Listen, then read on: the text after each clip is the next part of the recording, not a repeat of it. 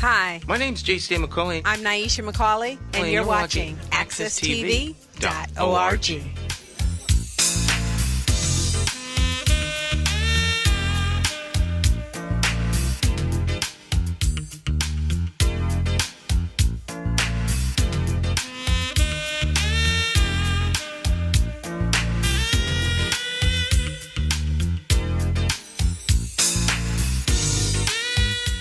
Okay, my friends, once again, it is indeed time to get our talk on. It's Morning Talk with me, your host, J. Stan McCauley, along with the champions of talk. And we've got Monday Morning Talk champion in here, Jonathan Small, joining us in Studio 1A. Morning, Jonathan. How are you? Doing fine, Stan. It's good to be back here again. Like I mentioned every single week, I look forward to this particular day and time and show. And pretty much getting close to the end of August. Yeah, time is pressing on. It's pressing on. Yeah, it's like, we're going up and down. You're getting little teas of autumn feel, but then it gets back to summertime. So, it's been an up and down summer. Some hot days, some nice days, cool days. I think we're even going to get a little rain today, finally. Yeah, I was out driving around yesterday, and it became abundantly obvious that we got some issues here with the rain. Everybody's lawn is like brown. Brown, exactly. Brown. It's like, wow, we're folk lawn dying. Yeah, you need water. Grass needs water. Yeah. It's just we just haven't had much rain. I don't know if that's obviously it's not a good thing. Sometimes we get too much rain, then now we get no rain. So how do you balance it off? It's going to have an impact on the autumn foliage going into the autumn time. It's not going to be as colorful, I think, from what I'm hearing. I'm not 100% sure. But hopefully, we get enough rain to cover us through and, just stay abreast of what's going on, climatize. And pretty much, I guess that's normal. You stay busy over the weekend. Yeah, very busy. I was busy. We went out. What did we do? I covered a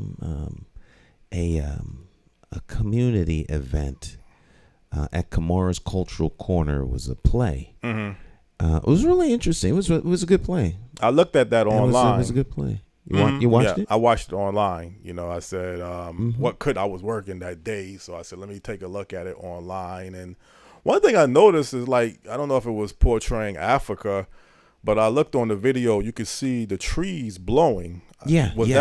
It was windy. Oh, so that actually wasn't some type of stage event. Sometimes you wonder, you watch a TV movie, they trying to portray, but it was actually the wind blowing. No, the wind was nice. It was really nice. It was breezy, windy, and it's over on Sterling Street, 75 Sterling Street, and there's a big field, and they've done a lot of creative things over there. So it's a nice performance space among other things that go on. Yeah, I thought that might have been a little stage though, just trying to portray what it's like in Africa, and that could be part of the ambiance they were trying to create. There was a stage there. Nice sound. Everything was was done quite nicely. Well, that's good. That wind just happened to be blowing, because it kind of make you feel like you was in that, like an Africa's type of performance. So it did have that feel. 10 women from the African diaspora talking about their experiences and how they're different yet similar. It was windy, so I said, well, let me establish the fact that it is windy by people seeing the trees blow. Yeah, I kept watching the trees blow, because that day looked like it was a hot day. Not really hot, but I can't remember the wind blowing that day. Maybe I wasn't paying attention. No, it was those were the trees at the moment. Yeah, at the moment. So that kind of made it look even more impressive. The whole performance when you see the trees blowing back and forth and everything. So the African culture, I think some areas of the Geechee in the South Carolina, Georgia, the Georgia Sea Islands, they have a lot of African traditions. the history is more connected there, although it's changing now. But that might be the closest area in the United States that you got some of the historical African descendants and people. I mean, the Geechees. What's the other name that they call them? Geechees is one, and there's another name that they call them too. I can't think of it.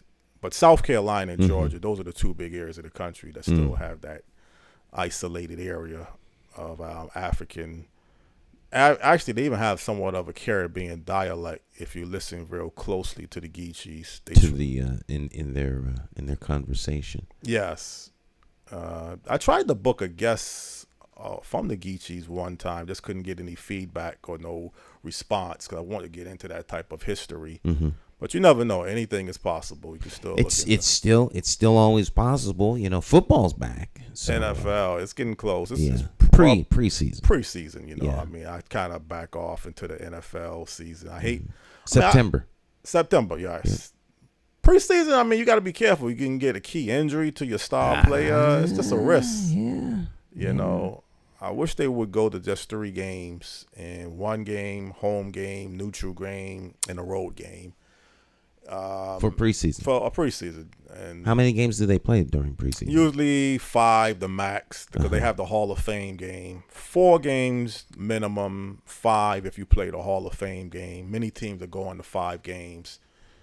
And you have a 17-game NFL season now, so you know it goes right into probably the first week in August, and then the NFL starts, I believe, September the 8th. That's September 8th, yes. And I think the Cowboys are playing Tampa Bay again. The Cowboys are playing Tampa Bay. We played them last year, and that's obviously Tom. I think Tom Brady's going to miss the first 2 games. I can't. I thought I heard that on a radio show this past week. I'm not sure what. Buccaneers have a new coach. Oh, I didn't even know that. A new head coach. That's what we were watching yesterday, and they're giving a head lineup of all the coaching changes and new coach for the Buccaneers. I don't remember his name, but did the other coach get fired? I don't know. I haven't had a chance to look into this. That's all new to me. I wasn't. Yeah. So I will double check while we're on the air. And see. But we're not here this morning to talk about football. Right. We're going to talk about something much more interesting. And so, of course, we have our special guest for Monday, as we do every Monday, someone from around the country, around the world, expert in their subject matter. And today's no difference. And so this is going to be a great show because this is an area of extreme interest to me. I figured that. And so we will have fun listening to this and joining in the conversation. So we call these our mini masterclass series of conversations. So Jonathan, being the official booker of guests, we always let him have the pleasure of introducing our guests. So Mr. Small, you have the floor, sir. Okay, good morning to people out there on Morning Talk Live with J. Stan McCauley Talk Show. We have a guest this morning in the aviation industry, Aviation Expert, and this whole format is going to be designed to give an insight on the aviation industry. The guest this morning is a former commercial pilot, and he is also an aviation expert consultant, I believe based out of the Dallas-Fort Worth, Texas area of the country, no other than Captain Richard Levy. Good morning, Captain Levy. How are you doing? Good morning, Jonathan, and good morning, Stan. Great to meet you two fine gentlemen. I'm so very impressed with your TV show on this early time in Monday morning, and I liked what Stan just said a moment ago. Anything is possible. Let's when we wrap up the show, let's talk a little bit about that. So if there's any young people listening, that we can encourage them to go after their goals, the moon and the stars, which we were just talking about a few minutes ago. But any event, it's great to talk to you. And in the Dallas-Fort Worth area, we are getting heavy rain showers, like you two gentlemen talked about. In many parts of the United States, it's very dry. It's starting. Everybody can be very hopeful and optimistic. The weather is changing. Rain is coming your way eventually. Anyway, good morning, gentlemen. You two look great, and I'm looking forward to having a great hour with you all. Okay. Thank you for the invitation. Yeah, okay. Likewise. Captain Levy, could you kind of let people know a little bit about yourself and background before we get into our topic of discussion? Sure can, Jonathan. I started flying before a lot of your listeners and viewers were born, probably 1967. At 14 years old, I took my first flying lessons in Houston, Texas, and I paid for my entire flying training. And then at age 16, had to wait for the 16th birthday, according to the federal law, and it's still the same, that I could fly by myself. And at age 17, I could pass the test to begin flying passengers. Age 18, on that birthday, I got received my commercial license. That's not commercial aviation. That's a commercial to allow somebody to begin basically teaching flying, which I did during college at University of Texas in Austin. And during those 3 to 4 years at college, I taught and flew charters. Charters meaning, for those who are familiar with aviation, somebody calls up and doesn't want to wait on the airline. They want to go at an unusual time or spontaneously from Texas to Mississippi or New York or across the state of Texas. And they pay more money, but they get to pay somebody like me or many other people like me. And I get to build up my flying experience. So I completed the University of Texas in 3 years, not because I'm an extreme genius, because I went to summer school all the way through. And a year after graduation from University of Texas with a degree in transportation, I went into the Air Force and flew transports called the C-130. This is after the Vietnam War was completed. And then in 1977, I was interviewed and hired by a major airline, one of the largest in the world. And I flew with this major airline with honor and pleasure from 1977 until I turned to age 65. Those are the federal laws that you have to retire at age 65. And in that time period, I flew, of course, all across the United States, Central America, South America, Japan, China, Asia, Korea, Russia. And as we talked about before the show started, we crisscrossed the North Pole many, many times, which sometimes is the shortest route time-wise, not miles-wise, but wind-wise, to get to places like Russia or India or Asia. It depends on the route. So that took me up to retirement. Age 65, had to hang up the uniform. And then I changed to another airline where I'm working now, and I'm a flight instructor called the Flight Crew Train Instructor. And what that means in plain, simple English is I teach with about 250 other colleagues, men and women from all kinds of backgrounds, in the classroom, pilots, brand new pilots, and pilots come back for what we call recurrent training. Every airline in the world conducts recurrent training, so that the pilots are evaluated in their knowledge and are also brought up to speed on the latest changes in procedures. One thing's guaranteed in aviation: to keep it safe, there's always a better way to operate. There's always better procedures to be more efficient, not only for safety, which is number one, but two, costs, to keep costs down, save fuel.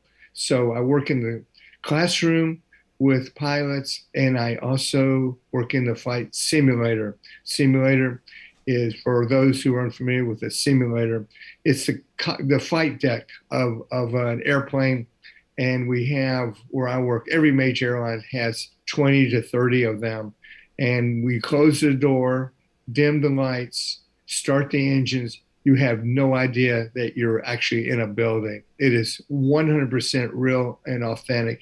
And we can test people, train them, and then give them more complicated problems like engine failures, flying through turbulence, how to fly safely, how to avoid the risk and minimize risk, and keep safety on top of in mind, in your attitude, and in your conversation at all times. Okay. Well, very impressive background, Captain Levy. Very impressive bio. Obviously, you are expert in the field of aviation. There's been a lot of changes over the past 50 years of your experience in the aviation industry. I think there's a combination that people need to be aware of the airlines and the airports itself, but they do have to go hand in hand. But basically, when you got started in the aviation industry, um, what was the biggest challenges and the biggest issues, I guess, involved in the aviation? I know there's been a lot of changes afterwards with deregulations, 9/11, and we'll get into that. But when you got started in the aviation industry, what were some of the biggest issues and challenges that you was able to witness? The biggest challenge, really, it's a super good question, Jonathan. The A number one challenge, it started with the Wright brothers in 1903, continued through with Richard Levy in 1967, and all the way to my last retirement flight from Hong Kong back to the United States in 2018.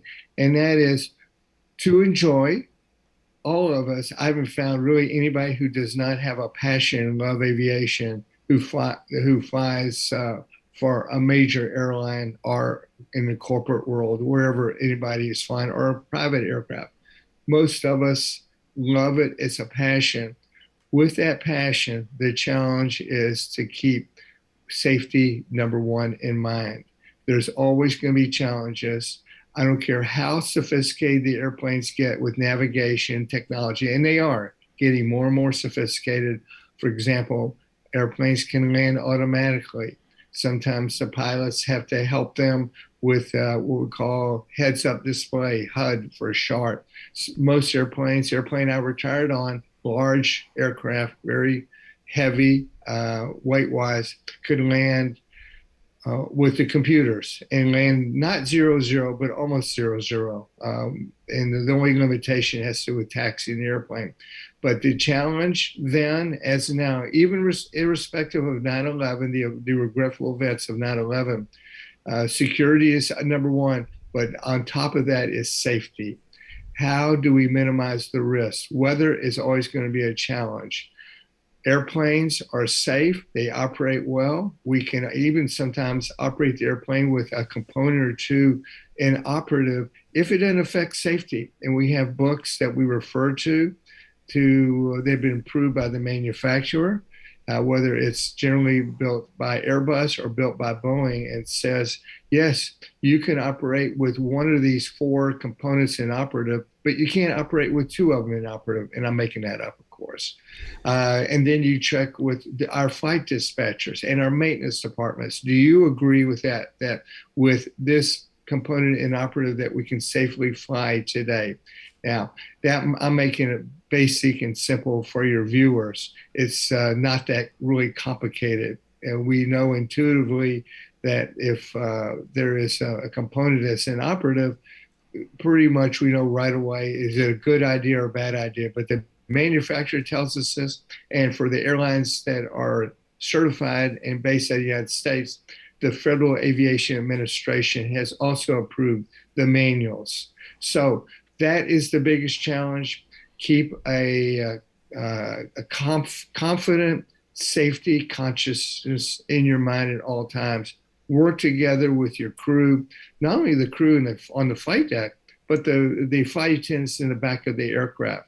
Flight attendants are very important. Why are they important? They're the eyes and ears of what's going on in the back of the airplane. If you have 300 people in the back of the airplane, and whether if there's a behavior issue back there that we didn't know about, or they look out at the wing and they see something unusual, maybe a passenger has told the flight attendant, hey, would you advise the pilots? I see such and such out there. They call us, we make a decision, we talk about it, talk with the company, or we apply our emergency procedures. And if there's something that has to be decided immediately, we call that immediate action item. And then we go to a checklist. And if it's really serious, we need to make a landing at the nearest suitable airport. So that's the biggest challenge. And we love that challenge. And because we learned how to deal with that. And not all of them are vanilla, and as they are in the simulators, sometimes they're in a gray area. You still use your background and your knowledge and all your resources to make a super safe and correct decision. Do we need to land right away? Maybe there's a medical situation in the back of the airplane. So we get medical advice.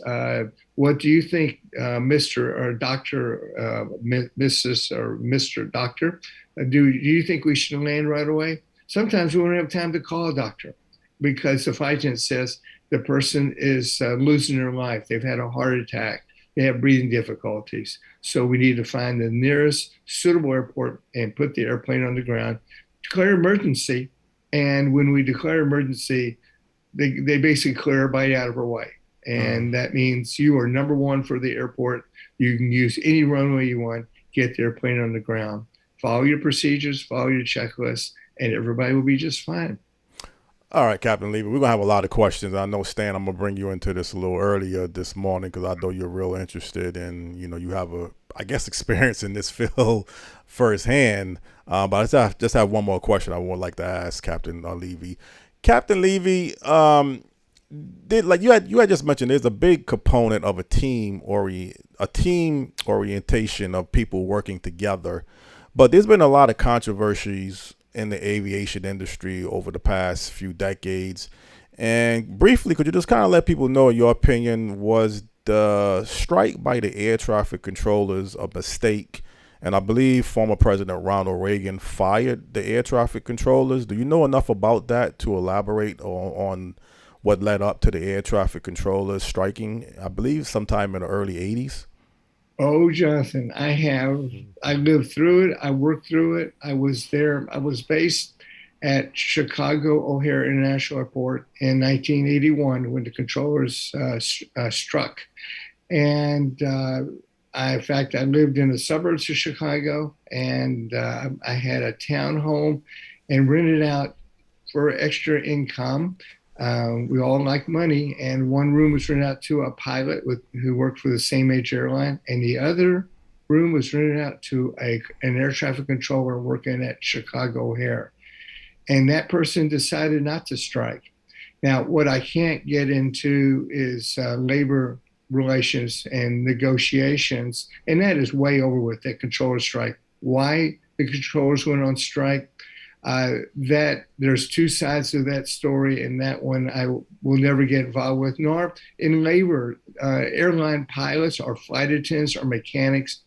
Each side, as you two gentlemen, distinguished gentlemen, know, there's two sides to every story, and so I will probably yield from getting involved with the reasons for the strike, but I'm intimately aware of it. I know the effects it had on the industry at that time. In fact, when the controllers had to be replaced, there was a retraction, a contraction of some of the major airlines. Some of the airlines had to ground some old, inefficient airplanes. So that was good news in a backwards way, unexpected way. Inefficient, fuel-wise airplanes that were now too costly to operate.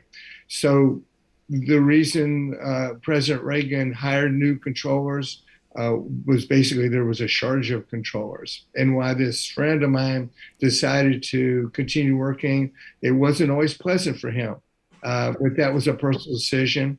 And he went on to become an expert in his own way. But I do know controllers on both sides, some who did decide to strike and some decided to continue working. And that certainly was a personal labor relation issue and decision that each side probably was right in certain ways, Jonathan. Okay, well, that's fair enough, Stan. I mean, fair enough, Captain Levy, to give your answer. The way you did, you don't want to get into the labor and the legal aspects of it, which that's kind of what I would love to hear, but I guess you got your legal reasons for not elaborating on that, so we can leave it at that at best. Stan, you have some questions you want to ask Captain Levy or any comments you want to make? Well, no, I'm enjoying the conversation. my daughter's a flight attendant, so tell her congratulations. I will. She loves it, and so tell her how important she is. She's extremely important. Yeah, I think that because what they deal with the passengers, and then so they're critical importance to the team, and as you mentioned, it's a team effort. And then my dad was in aviation as a mechanic. He actually was the director of maintenance for Altair Airlines, if you go way back, and then I worked for Pratt & Whitney for many years. So my whole family's in aviation. We love planes. But no, I'm enjoying the conversation. We have some time left, so I'll wait, because some of the stuff it's interesting, at least to me, particularly here in the Hartford area, is more along the lines of some general aviation things with pilot training. And you were talking about how you learned to fly at 14 and then got your solo license at 16. And the pipeline to pilots, the pipeline to pilots in commercial aviation, and a little bit about how important it is for young people to get into the field. Oh, I will tell you, both of you, Jonathan and I talked about this in a previous conversation. There's a shortage of pilots right now. And I say that that's good news for the young men and women out there who have a dream and aspiration to go into commercial aviation, like I did for being with a major airline, the first one at least, for over 41 years, and now being with this other airline almost 4 years. Pardon me for using a cliche, but the sky's the limit. The stars are the limit. That is, the requirements to become a commercial aviation pilot. There's still minimum requirements that will never change. You've got to have some background. Although the Europeans do it differently. They have a different philosophy. My second language is German. So I've worked with, over my career with this major airline, I've worked with Lufthansa, Swiss Air is called now Swiss, and Austrian Airlines, and they hire pilots with some of them with military experience, but some of them with zero experience. It's called ab initio training, where they get tons of classroom hours and then many hours in the simulator. That system works. It's safe. It absolutely works wonderfully. In the United States, at this point, there's still enough supply through the pipeline from the military and from the civilian and corporate world to feed the major airlines. But those numbers are rapidly shrinking, the available pilots. So it does not matter your background, what family you come from, sex, anything. What matters is an aptitude. Of course, physically, you've got to meet the requirements of an FAA physical, and the aviation background. And the requirements, the amount of hours one needs to get hired is decreasing, but not to the point where there's going to be affected by safety. You still, whenever one gets hired at a major airline nowadays, it doesn't matter which major airline it is, you have to pass rigorous examinations. And majority of the people make it. And there's some who are not cut out for it, and we encourage them to go maybe in a different direction there. But still, the mandatory retirement age, like I experienced 4 years ago, is age 65. Can't work one day after that for a commercial major airline, that is. And there's talk about moving the age to almost age 68. For example, and as I understand, in the Philippines, you can fly domestically to age 68. Japan, age 68. I'm not positive. In Canada, it's the same or longer than that, but you can't fly internationally. Internationally, the rule has not changed. And I don't know if there's an appetite to change it. Gets back into my dear friend Jonathan's question about labor, gets involved there. There's different views on somebody flying above age 65, older than that. And that's something we could talk about at a different time, a different show. But there is, nevertheless, there's a shortage, and it is growing very acute. Which by the spring of next year, every major airline will still be hiring pilots, and they will probably be decreasing the amount of hours that a pilot has to have to apply for the job. Not necessarily be accepted, but to apply. Well, Captain Levy, you mentioned that there's a shortage of airline pilots, and I think there could be a shortage of other areas in the aviation industry. I mean, you didn't mention anything about air traffic controllers. I think I've heard reports that flight attendants, some of your airlines, your major airlines, don't have enough staff. It's causing some frictions in some areas of traveling for people. I don't know all of the ins and outs. But one thing, let's talk about, if you can elaborate, is what is the wages? I mean, how much on average does a commercial pilot earn per year? How much on average does, let's say, an air traffic controller average per year, if you know those two answers? Well, excuse me. Well, the air traffic controllers, I'm unfamiliar with their salaries, but I can only assume, I think with some degree of security in my answer, that, excuse me, they are compensated very, very well. And why is that? Very simple. There's extreme risk and challenge in being an air traffic controller. You could be working in a control tower of a small airport with low volume of traffic as a beginning controller, or you could be working at Atlanta Hartsfield or Chicago O'Hare international airports in a tower, control tower, which they clear you to taxi, clear you to take off, clear you to land, and are downstairs underneath the ground in what we call the TRACON, the Terminal Radar Approach Control. And that's the radar. And it's complicated. There's lots of federal aviation regulations to comply with, but most important, they have to know the airspace. They have to memorize the taxiways and the airspace. Get back to your question, with that responsibility. And also there is a burnout factor, and I'm not an expert in the air traffic control field, but I do know controllers that generally around in the age, and from age 50 on, they maybe take a well-funded retirement, and or they go into management and become a management controller and help write procedures. And I know some of those. I know one up at Chicago, for example, that I've talked with at O'Hare Airport. So the controllers are compensated well, definitely in 6 digits. Where it is in the 6 digits, I really do not know, but they are recruiting controllers, and my assumption is the compensation is sufficient. Now, if you had a controller on your show right now with me, sitting next to me, he or she would say, we are worth more money. And they have a right to say that. Everybody has a right to say that. And they will earn more money. Again, I'm not an expert on their salaries or their labor negotiations. As far as pilots, very interesting question.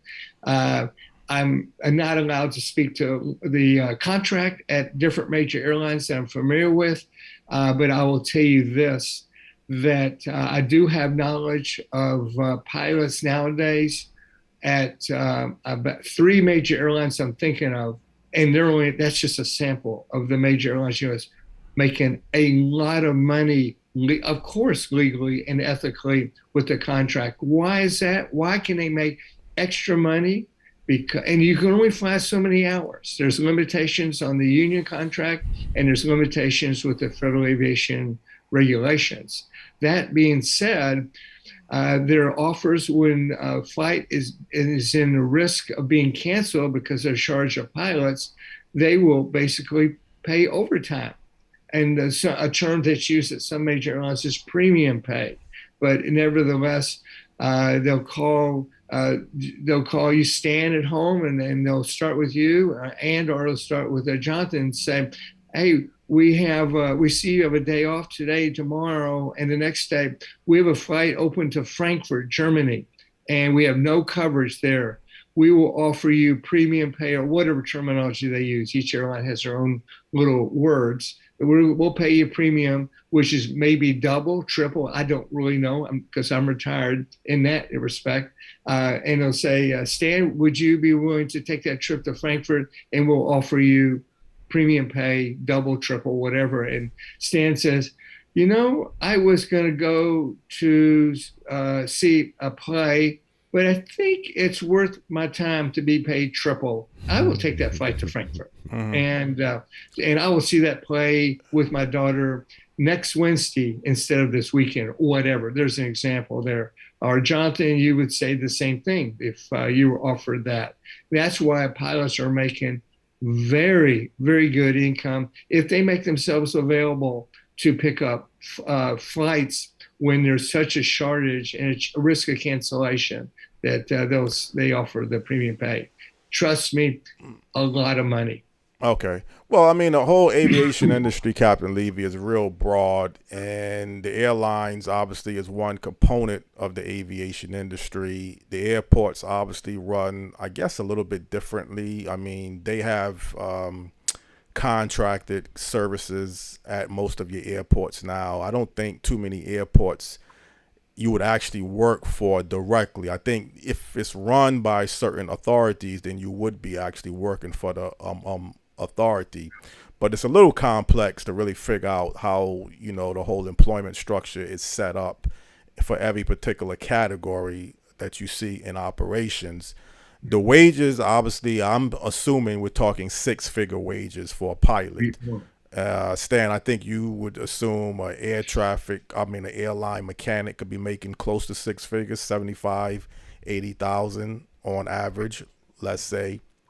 So that's a pretty good compensation, I would say, for aircraft mechanic. But I think the thing is, Captain Levy and Stan, when you hear Congress bailing out the airline industries, 9/11 was one example where they had to do something.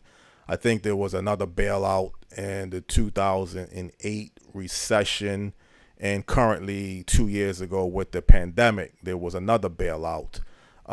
Is it justified, Captain Levy, and even you, Stan, towards Congress bailing out the airlines? I'm not particularly. Yeah, I understand I understand conceptually what you're saying or alluding to, but I think the term bailout is not really. I guess it's an appropriate term, but the connotation is I'm not sure I like that term. You don't like that? It's essential that you keep aviation industry going. You can't allow something like that to collapse. There's too much of the world economy, too much travel. There are too many things that are connected to it. So you have to keep it sustain. You have to sustain. So I would look at it more as a means by which to sustain a vital industry, more than I would look at it as a bailout. Particularly through no fault of their own. I mean, you can't blame the airlines for 9/11. Right. Although maybe security-wise, and this is also another interesting question. Before 9/11, Captain Levy, the security systems was run screeners. You didn't have the TSA doing the security of our passengers being able to enter inside. For your, I guess, be able to go on your flight. And there was also mentioned that there was a lot of, I don't like to use the word lax, but people could also go with people that was traveling up until the ticket gates, I believe, before 9/11. That if a person was traveling, their family or friends could walk with them right up until their baggages, I believe, was about to go through the screening process. TSA had changed all of those aspects. Is that, first of all, Captain Levy, is that the case? Was the security system really a lot less stricter before 9/11, in your opinion? That's a super good question, and this applies basically, Jonathan, to the whole world. The security, whether in Europe, where I flew a lot, Asia, and of course in the United States, security changed dramatically, literally overnight. After the attacks in New York, I happened to fly that night of 9/11 with the airline I was working with on a special flight. In fact, I was the last commercial airplane in the airspace United States, even after President Bush had just landed at Andrews Air Force Base on Air Force One. Now, the military kept flying the whole time for obvious reason. They call it CAP. And it was an air patrol throughout the United States. Still a mystery of what happened. Of course, we all learned rapidly what happened. But back to your question, your very good question. Security changed. We all matured. We learned the risks. We learned the traps rapidly through the intelligence services of the fine men and women all around the world, not only with the United States intelligence services, civil and military, but also in Europe and Asia. We learned very rapidly how this was pulled off, how also we were all unaware of these, and have been men, there's not any women, at least in the forefront of the hijackings, how they prepared themselves. And the big question was, how did this go undetected? That's all been changed. There's patterns I can't speak to that when certain patterns show up, and let me just say, put it that way, speak generally, that a red flag, a red light will come on, a red flag will be raised, and it's instantaneously looked into. That wasn't so before September 11th, 2001. It did starting that night and the next day, and that will never change.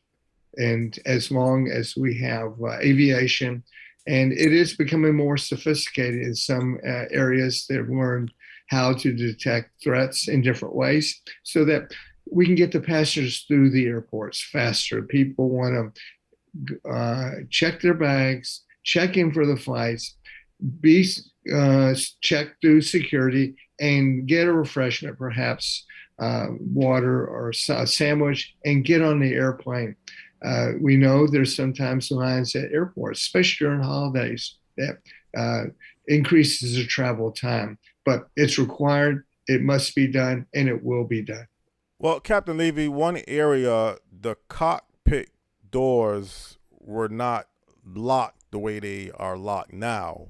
So obviously someone who would come on an airplane before 9/11 really could get inside the cockpit and be able to, I guess you can say, what happened in 9/11 as a takeover. There's been other security measures that I'm pretty sure has changed to go along with those areas. But when 9/11, but I guess before 9/11 had actually took place, did you see any warning signs now? I guess we're second guessing that was critical mistakes that led up to 9/11 in your expertise and opinion? Jonathan, and please forgive me in advance for teasing you and Stan. I do have opinion on that, but I'm really sworn to secrecy to talk about methods or changes in terms of security with the entrance into the flight deck. Yes, I do have an opinion about that, but that would not be very smart of me to get involved with that and to announce that to the public. Okay. But please forgive me for that. And just, I would like to reassure your listeners, your viewers, that is, that government agencies around the world, not only U.S., but in Asia and in Europe, everywhere, Australia, New Zealand, are taking methods, and procedures are practiced by major airlines to keep the flight safe. Let me just speak that way. And my apologies for speaking in circles. Okay, well, I mean, that's fair enough. I guess that is a controversial issue, Stan. And Captain Levy to ask. Yeah. It is. Because, you know, security is no accident. It's very, very strategic and well thought out. So there's some things you can't really talk about because, for obvious reasons. So that's more than understandable. Yeah. But you can, though. I mean, you would give your opinion. I mean, you can give your opinion. Well, I would give my opinion, but I wouldn't be reckless with Okay. it. No, because Well, it's safe. That's safe. all I can. Flying is the safest way to travel. You are safe on a plane. No, but I mean some of the areas before 9/11 where you can see how the plane was taking over. I mean, I know you're looking at right, but the afterwards. thing is that and I think this is something that people often miss when they may be having conversations about certain things. It's almost like sometimes what you leave out of an answer is an answer. As an answer. So there's some things you really can't talk about. And so, you contrast one thing against the other, and by eliminating certain things, you can figure out what must have changed. So you can't really talk about it without being irresponsible. Okay. Well, I mean, obviously, again, a lot has changed since 9/11, and a lot of things was different before 9/11. I mean, I think that would be a fair assessment over the overall aviation industry. Captain Levy, I don't want to put too much controversy, but I obviously used to hear reports about hijackings in the 70s. Maybe it was not as many as I'm alluding to, but I used to always hear reports of a plane being hijacked maybe once every 2 or 3 years going to Cuba. Was that really a problem though, Captain Levy, in the 70s of planes being hijacked? Oh, it was. How about one that you two gentlemen, distinguished gentlemen, have not heard of? February of 1993. It was one of the old-fashioned hijackings. I was on the way from Munich, Germany, to Chicago O'Hare International Airport, and we were over the North Atlantic.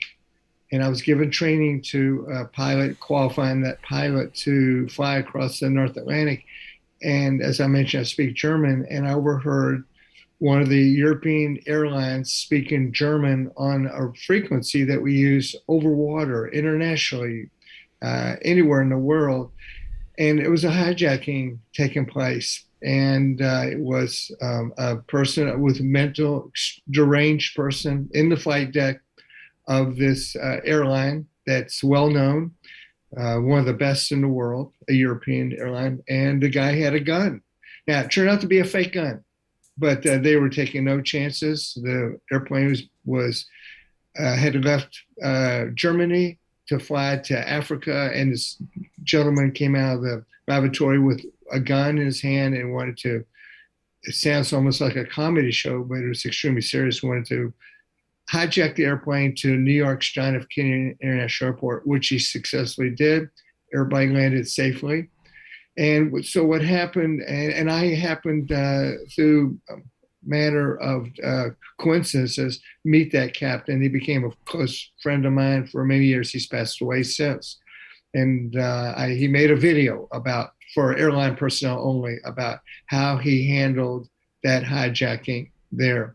But you're absolutely correct. In the 70s and 80s, the old-fashioned hijacking was take me to Cuba. Before the majority, now there were hijackings, and some were fatal.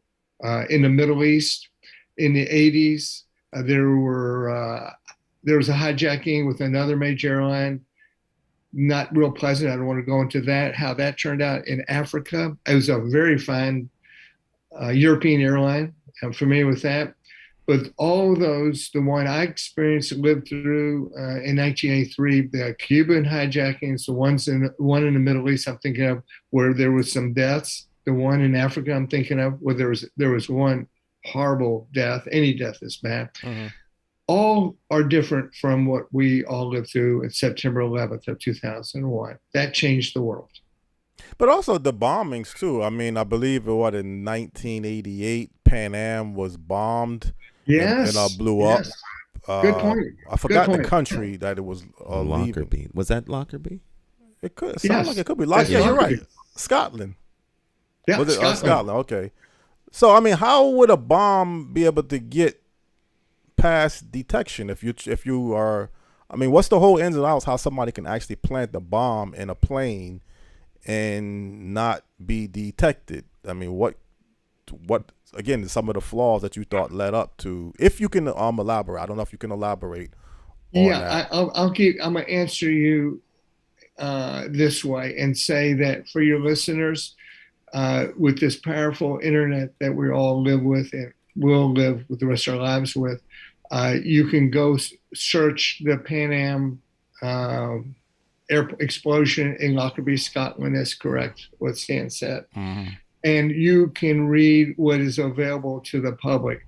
What has changed since then, since that very tragic accident, is monumental.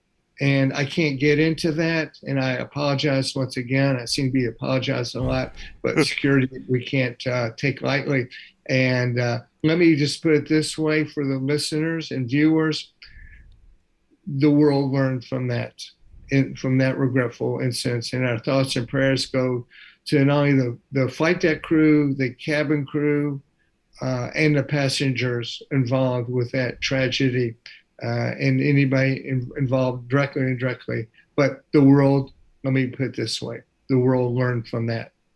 Just take that to heart. Mm-hmm. Yeah.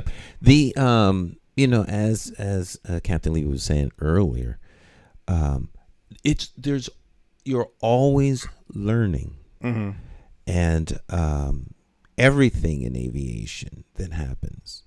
Best practices, policies, procedures are always changing, but in aviation, I might be a little bit, biased, but in aviation, it seems to be, it happens more. It happens all the time. Mm-hmm. Every time something goes wrong, it's noted. Mm-hmm. And it's marked, and there's a paper trail back to. So even if it's missed, it's noted, mm-hmm. and the changes are applied. There's airworthiness directives. I mean, it's when I was at Pratt & Whitney, I was in quality assembly quality assurance, and everything. I mean, down to the safety wire. I mean, it's this safety. Mm-hmm. I know nothing about the submarines and General Dynamic, but I would say you'd have to go to that level to get more safer than you have in aviation. You're absolutely right, and I'll tell you what I mentioned to Jonathan when we talked before on the telephone casually. I perform expert work for attorneys, and when there is an accident, a violation, people will get a scratch. And I'm being a little facetious, more than a scratch, of course. Something happens in the legal world, trust me, and I know you two gentlemen are aware of this, as are your viewers and listeners. Attorneys will examine every dot and every T. Everything, all the paperwork is pulled together, and everything's examined to find out where this possibly could have been prevented and who's at fault here. And that's is argued in courts or in depositions and in hearings.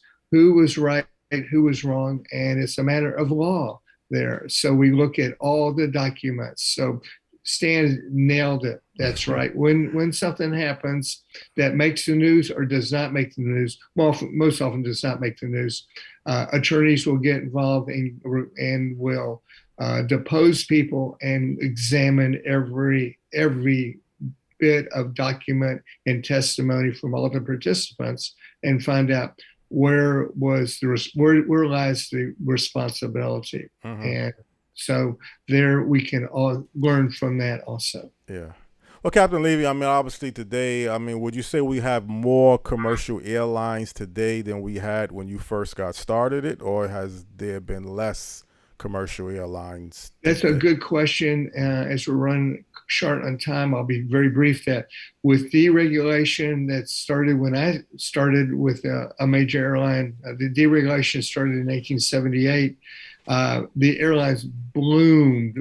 That means the number And all around the world, they're still increasing. Now, COVID had a huge effect on that.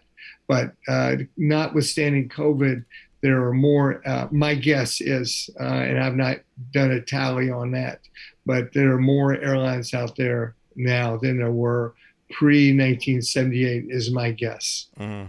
When you had major commercial airlines like Eastern and Pan Am, was that a big loss when those two airlines went out of business? Yes. Okay. Yes. I knew people. I have friends in my military background and my civilian background with both airlines. Fine people. Mm-hmm. Very regretful what happened.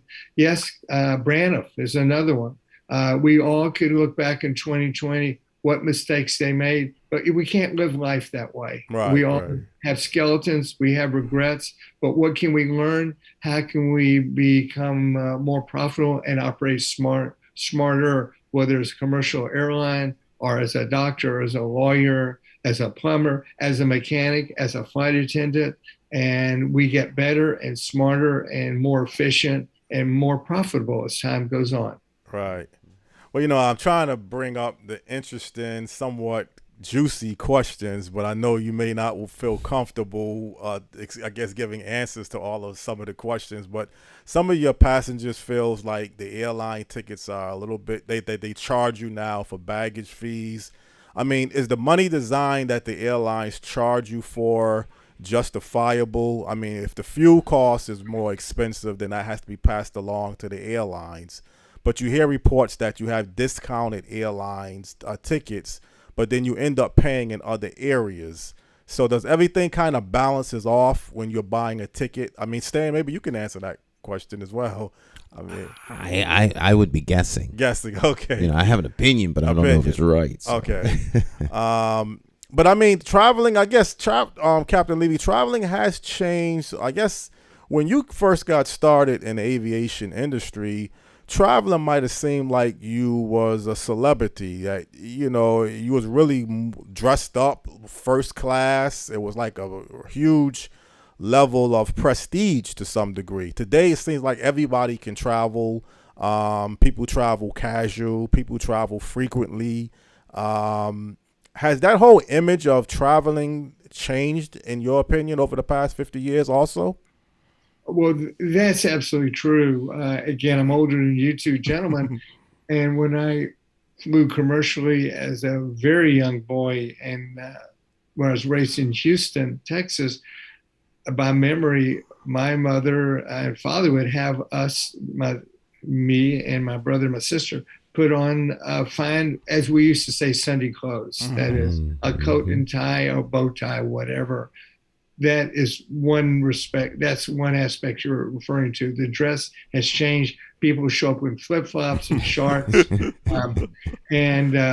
But there's also, as you both are aware of, without us get into some areas that would not be popular, if somebody gets on with inappropriate wear, that's a no-go. Mm-hmm. That's something that's offensive to certain people. That won't float, and they will be refused. People refuse if they're drinking, and that is strictly enforced. That's a federal law right there. Another change is behavior on the airplane. Have fun, have a refreshment, bring your own refreshments on, but not alcohol. Right. Don't touch anybody. You touch anybody that's a stranger, that is, you're off the airplane. Mm-hmm. We will go back to the gate. That any type of physical contact is not is not acceptable. But those are the big changes, especially in the last few years. Society changes there. When the mask, and again, I'm not going to address right or wrong. You and I, all three of us could talk about that for days and years. But at one point, every major airline required the mask to be worn, and so some people would choose to. That's their right to do that. That ended up with behavioral issues. Unacceptable. We may not like it, but at one point during the pandemic of COVID-19, masks were mandatory. Right. And except when you're taking medicine or drinking a fluid, eating a sandwich, it's common sense there. But everybody's got to be a lady and a gentleman and enjoy the flight, look at the view, If it's a stranger next to you, learn from them or take a nap and not talk with them. Read your book. Everybody has a right, but basically keep your rights to yourself. That's the rule there. Captain Levy, technically, how fast can an airline really travel? Because at one point you had the Concorde jet, and I'm hearing talks about a supersonic plane that they're looking to implement possibly in the United States. But is there a maximum speed limit that an airline could actually be allowed to travel? Yes. At this point, with the technology we have now, to keep it simple, the number is actually it's a German word, Mach, M-A-C-H. Mach 1.0 is the speed of sound. And the majority of commercial airliners flying now at Mach decimal 80, Mach decimal 78, Mach decimal 84, 85, 86, but that's not 1.0. That's there's a percentage of the speed of sound. There's zero doubt in my mind that with technology, it'll probably start in the corporate world first. In the smaller jets, they will be able to fly supersonic. And the issue is not the technology to fly supersonic. The issue is cost, the technology. And this is where the industry has learned from the Concorde. Sexy airplane, people made movies of it. Cost for the person where cost is no issue. Fly New York Kennedy Airport to London's Heathrow Airport in 3 hours, just under 3 hours.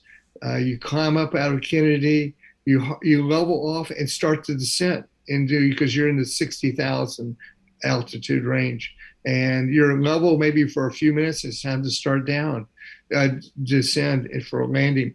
But it's the economics that got to the Concorde. Safe airplane, old technology, and it burns so much gas. 100%. I have 100% confidence that hopefully in our lifetime, we will see a commercial airliner flying over the water supersonic. Over the mainland of the U.S. or Asia or Europe, the issue is still going to be the sonic boom, which affects livestock, people, homes, and that one has to be addressed. However, they can, with technology, fix or repair or improve the sonic boom. But over the water, the Pacific Ocean, Atlantic Ocean, the world will become smaller. No doubt in my mind when that will happen. And I don't think it's that far down the road. I do not have personal knowledge of that, but I just want to tell you my gut feeling with technology. Yeah, but Captain Levy, like you mentioned some type of mileage range, but I'm trying to find out, like, a commercial plane, like, can it travel 800 miles? Is it built to go past a certain speed limit? Like, you would hear the average speed of a plane was 500 to 600 miles on average, but is a plane technically can go up to, let's say, 800 miles, or that's not possible? It's not possible with a footnote. And again, I don't want to get too technical. It's not that complicated, but the speed through the air is limited. And that is to give you we use knots, nautical miles per hour, as in the shipping industry. And maybe 480 knots. You're talking 510, 520 miles per hour through the air. Now, when you're flying from, let's just give an example of the United States, from Chicago or Atlanta or New York's John F. Kennedy Airport to Europe, and you're flying eastbound, normally 99% of the time or 90% of the time, you're flying with the wind. Your speed over the ground could be 800 miles per hour or 900 at times. Over the Pacific, here's an example. They have even stronger winds at times. I flew the Pacific often from Japan and China back to the United States. Over the North Pacific, that's just below the routes we flew, would be just below Russia, south of Siberia. We would have tailwinds of 210 knots, 250 knots. So that puts our speed over the ground at about 900 knots, but that's over the ground, not speed through the air. And you can guess going westbound into the wind, just the opposite. You slow down quite a bit. Right. So the wind actually gives you more. If the wind is pushing you from behind, that's increasing your speed. But if you're flying into the wind, would that decrease your speed? It does. The speed over the ground. The ground. Over the water or the ground. But the speed through the air will not change. It has to do with the construction of the aircraft and the power of the engines, how fast the airplane can fly through the air. Now, when I flew from America to Hong Kong, for example, we flew at times, at our flying time could be 17 hours, between 15 and a half hours, 17 hours. And that we had enough fuel to fly that long range. Now, that with that said, to make it, people don't want to make unnecessarily, unless safety requires a landing to get fuel. So we want to go fast, get them there, but not too fast where we burn excessive fuel where we have to make a landing. So the computers will help us figure that out. The flight dispatchers, the men and women who help plan the flight before we depart.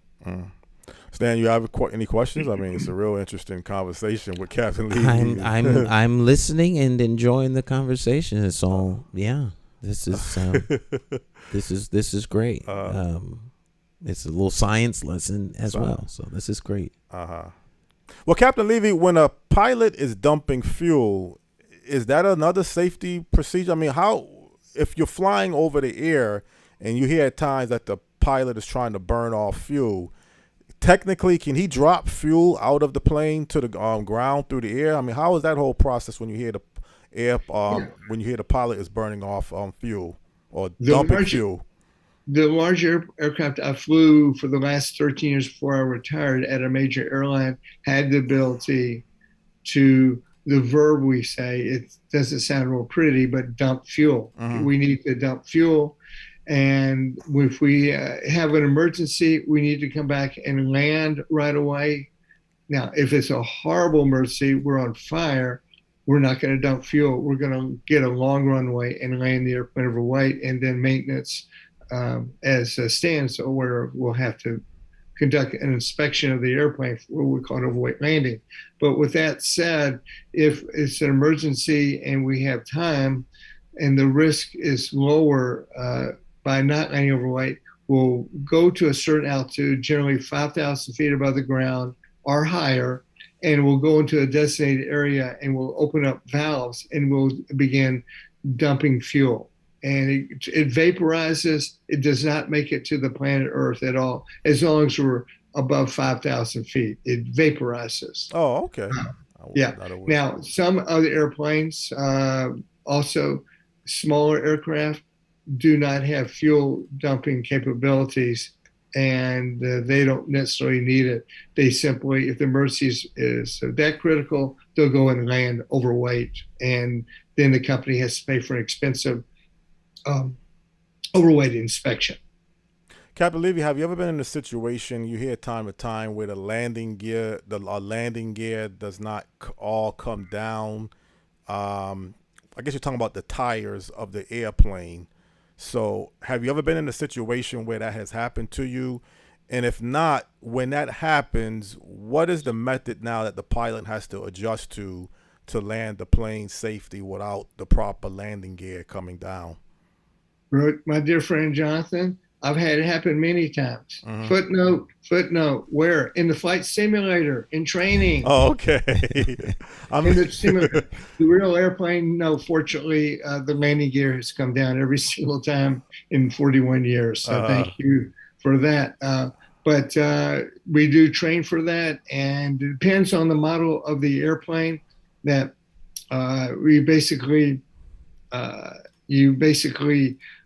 open up some valves, and if you have to lower the landing gear manually, you open up a little bit doors, and you what we call crank the gear down. Put a crank in, and you unlock the landing gear, and it falls down.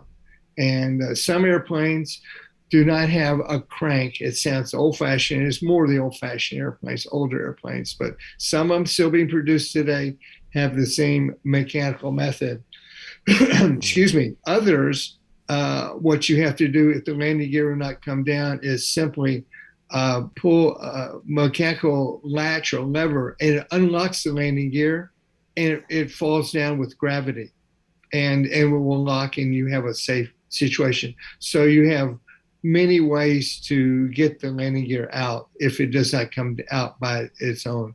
It's a pretty reliable system, and generally, most of the time, it is going to work. But once in a while, you'll see in the news where one of the three main landing gear, the nose gear, or one of the left or right main landing gear, do not come out, and they have to go to alternate methods that we receive training on, or in my case, I give training on with colleagues, and they learn how to still extend the landing gear.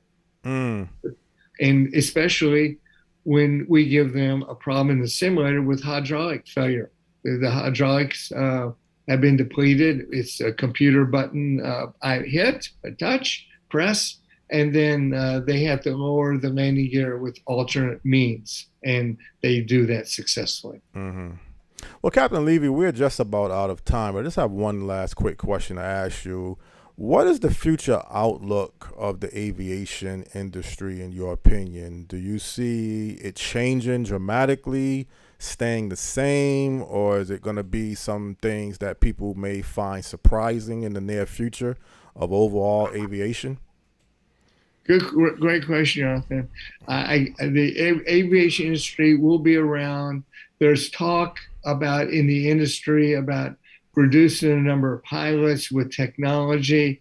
I have my own thoughts about that, and we could address that some other time since we're running out of time.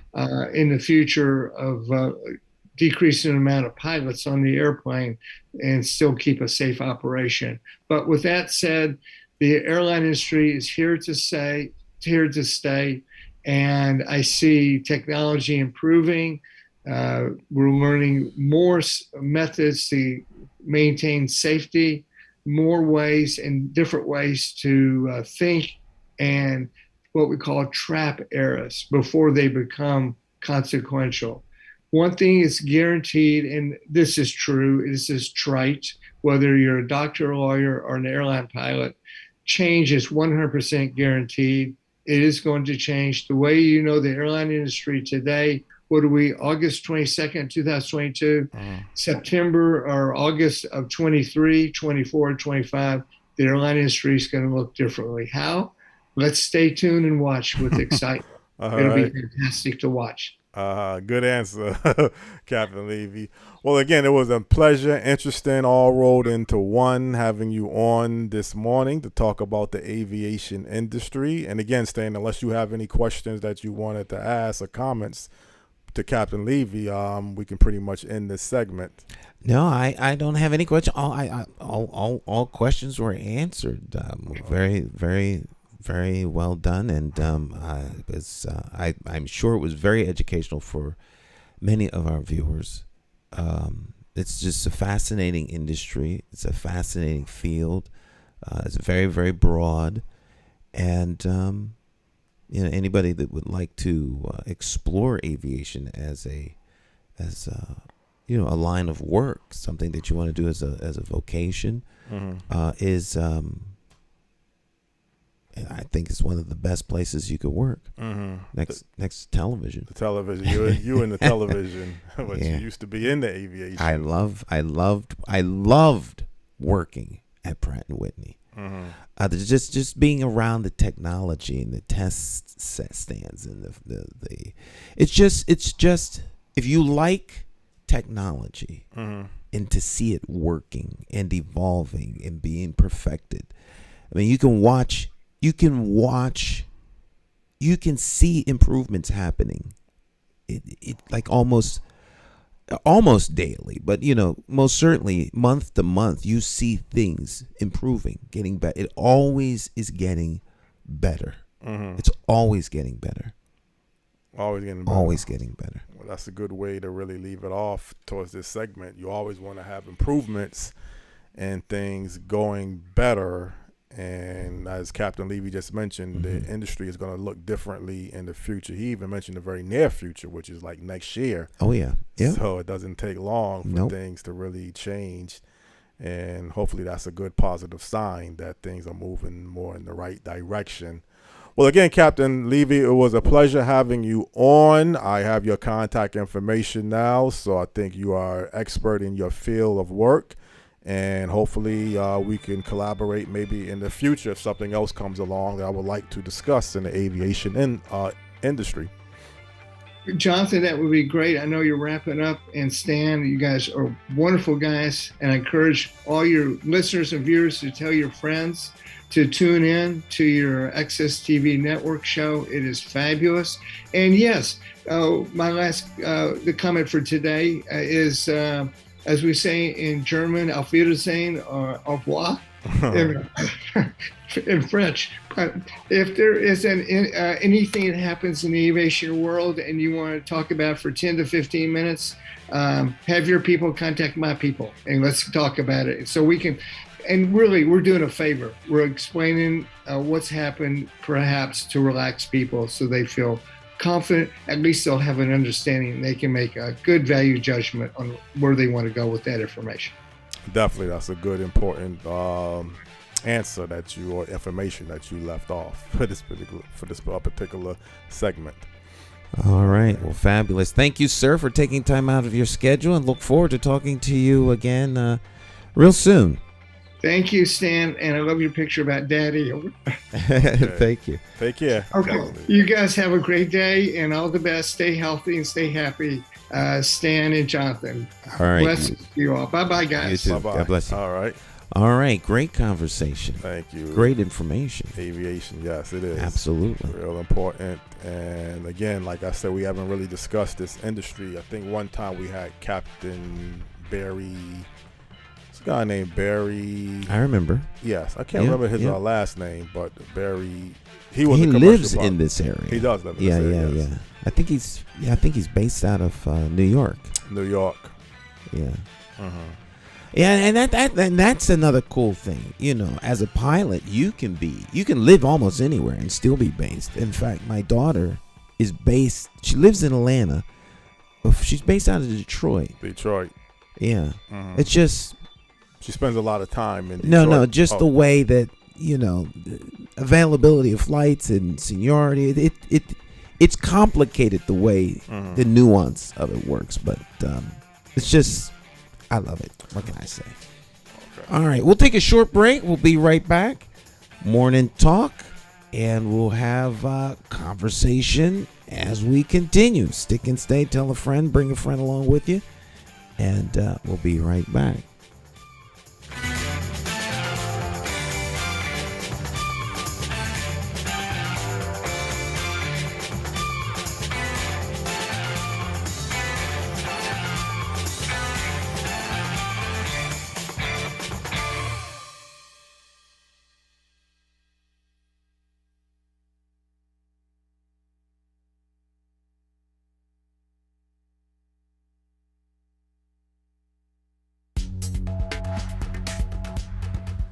Hi, my name is Nyesha Garcia. I am from Brazil. I help HPU. I help families de Universidade de Harvard Community. Estou muito feliz em participar.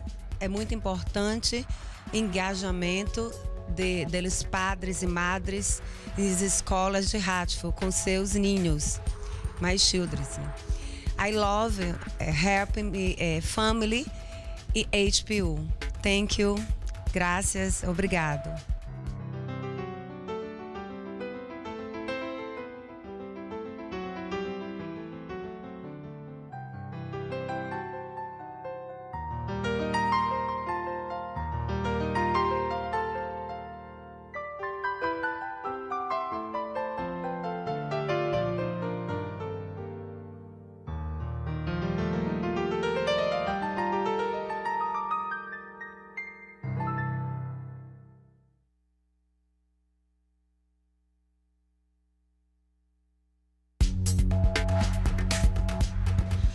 So my name is Nelky Maldonado.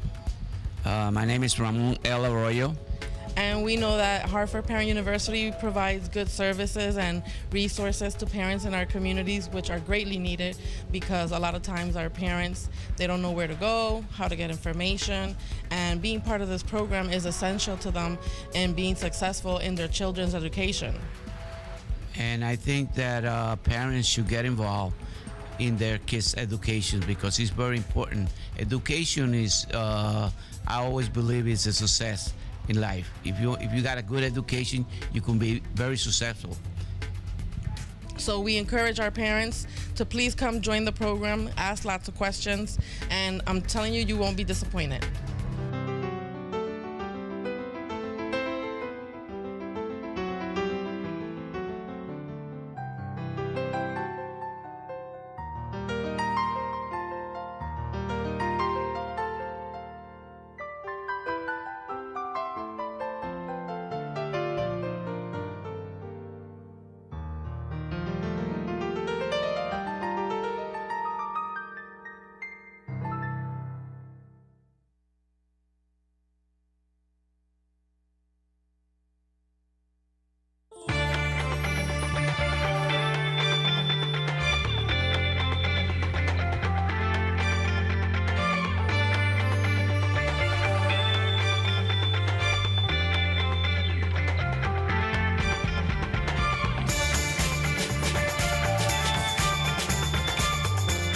All right. Well, that's a past event. How about that, huh? We'll have to talk to the guys down in graphics. Yeah, drop that graphic, please. There we go.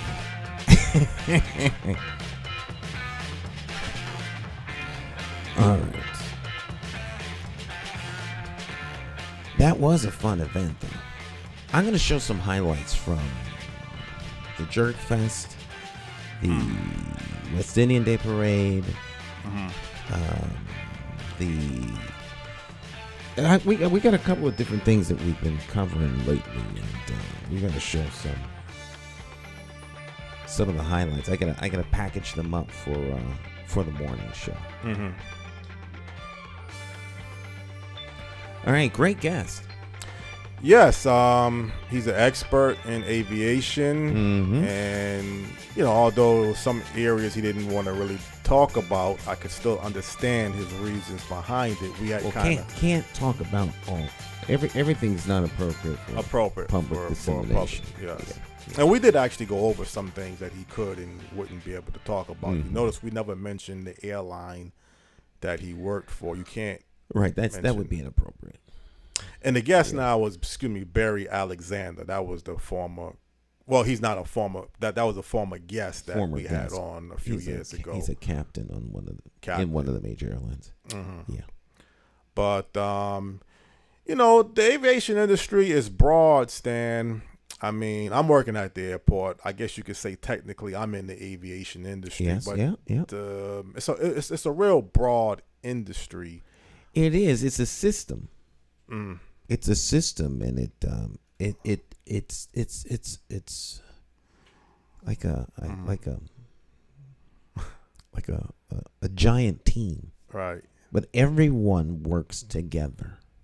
From the minute the person gets out of their car or vehicle and puts their feet on the curb outside the airport, it's a system, and everything is done to make the passenger feel comfortable, so that they can reach their destination. And I think, like you mentioned, it's something that affects the whole world economy. So even if Pratt and Whitney, let's say, so we can see. There you go. Yeah, even if Pratt and Whitney reduces its workforce, and I guess the aviation industry can reduce its workforce too, you can't eliminate it. You can't just totally downsize the aviation industry. I mean, you have to have a staff of people working. You have to have operations. Now, how they run the airlines, they could do it differently. I mean, they could have some airlines that fly more frequently than others, scheduling changes, how you build the airlines to hold more passengers or however. But you just can't, after 9/11, and even the pandemic a couple of years ago, because even the pandemic a couple of years ago, even though you didn't have any passengers on the planes were still flying. I don't know if they was flying their regular daily scheduling, but the plane was still going from point A to point B. But, the one thing he mentioned earlier that I kind of wanted to get into, he mentioned that there's a shortage in the pilot industry. But, Stan, as we talked maybe a few times in the past, you have a workforce shortage. And it's not just the skill level that's contributing to the problem, although that might be a big factor in some areas of some of your industries, that you just don't have enough skilled staff to meet the type of occupations. But if you talk to many different employers, they'll tell you that they're having a difficult time keeping up employees towards a staffing level. And, regardless, I think people will say the pandemic kind of contributed to this problem that we're having. And I don't know. I think on one hand, for a job seeker, it's a good problem, because you rather have more jobs and more jobs availabilities than the other way around.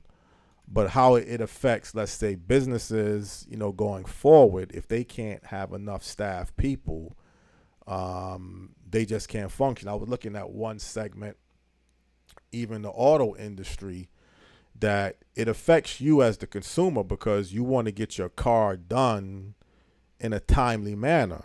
So if you go to a car dealership or a garage, and the first thing the dealership or the garage person will tell you is, well, it's going to take me at least a week before you could book your appointment. You may not want to deal with this. You would like to be able to get your appointments in, particularly if your car needs some type of service. And then for the people that own businesses, they're having issues, particularly auto garages, that they can't keep staff, people. And the segment kind of broke down some of the areas why. They brought up pay and compensation, the nature of the job. I was always under the assumption that most garages or dealerships, your mechanics, would get paid by the hour, but it's like a project or a flat rate, the amount of vehicles that they serve. Mm-hmm. I don't know what they make, but I'm just saying, it has really been, I tell you one thing, it's changed a lot since I graduated high school about the auto industry, and so I say the whole workforce industry. Well, things have, as we talked about earlier, it change is inevitable and change is always happening. Mm-hmm. And I think the change is something that individuals such as you and I see, because we have something to compare the change to. Exactly. 10 years ago it wasn't like this. 15 years ago it wasn't like this. 5 years ago it wasn't like this. But to the 20-year-old who's entering into the workforce now, 5 years ago they were in high school. So to them, this is how it is. And 10 years forward, they will have had 10 years experience. And there will be a whole lot of folks too. So I think that, older people that are kind of insulated from what's going on, hear reports, and then they start seeing this change, and they're thunderstruck by it, because they're not witnessing the change as it goes along. But where we are as a nation, if you really dig a little bit deeper, you'll see that analysts have predicted that this is exactly where we would be. If not maybe right now, a couple years from now in the future. I think the pandemic pushed forward the change that was inevitable because of the shutdown. But these changes were coming. Well, the thing you're hearing is that you're going to have a lot of retirees. Your baby boomers are entering the retiree segment. Even commercial pilots, they have to retire technically at 65, as he mentioned. Yep, judges, a lot of people that are in commercial transportation. A lot of industries have forced retirement age. But see, as I said, and I guess you mentioned, as older people, you can clearly see, and I think it's a good thing to have more opportunities and have more doors available that you have today. I mean, there's some things that would have been more beneficial in the past that really doesn't exist today. But overall, you have more outlets. You have more ways to generate revenue. You have more things that you can do. Technology has speeded up the process of how you function a lot more better, I think, today than it's ever been. Now, is it a solution to every particular problem? If you would say you have a workforce shortage and we have unemployment issues of people having a difficult time getting into the workforce, you would say that shouldn't be much of a problem today because you can almost pick your industry. I mean, if you want to get into the building trades industry, you want to get into the auto industry. He mentioned the aviation. Excuse me. When you say people having a difficult time getting into the workforce, because this is an ongoing conversation that you and I have, people have to be prepared and trained. There's a certain level of responsibility on the person seeking the job to be job ready.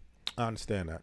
So, I mean, there's plenty of opportunity for people to work. Well, I'm talking like a second chance. I'm talking about people that have, let's say barriers in the past. Like if you have a felony, you have other factors, you have more of a way now to overcome those things easier. I don't know if it's easy or not. I don't know if you have a felon, is it going to still be easy or not? It may or may not be. It depends upon the person who's doing the hiring. Sometimes people don't want individuals who are who potentially pose to the employer's mind a risk. Because the society can say all that they want about giving people second chances. And oddly enough, a lot of the people who say this aren't hiring people. Right. So, they're not the one making the decision, nor are they employers who have had to lay people off or fire people who don't do the job right. So when you have a business and you're hiring people,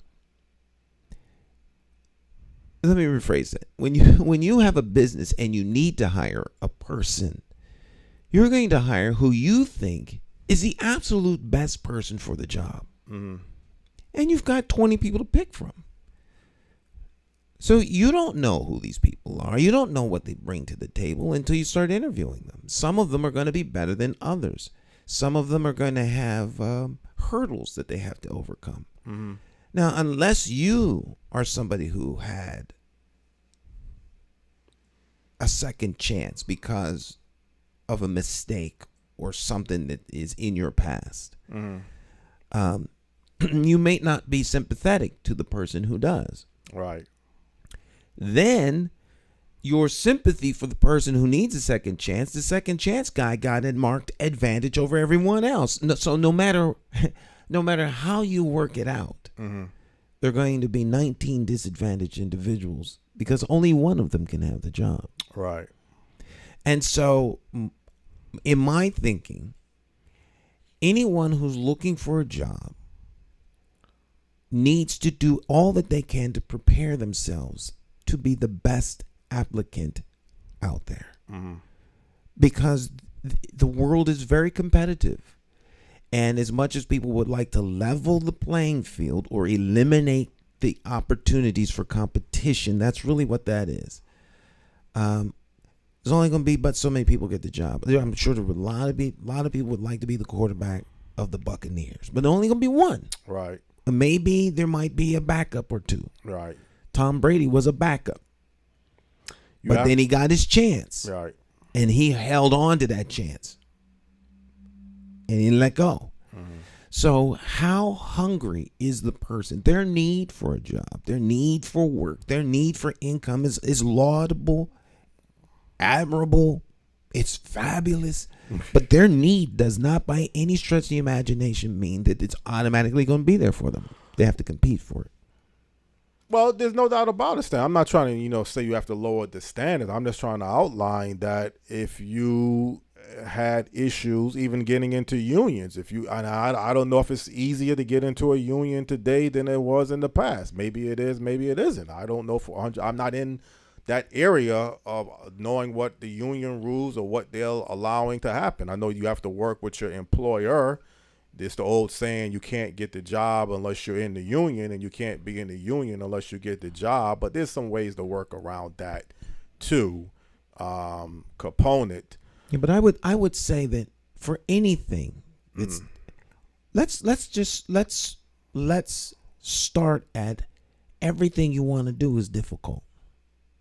Well, if we start there, then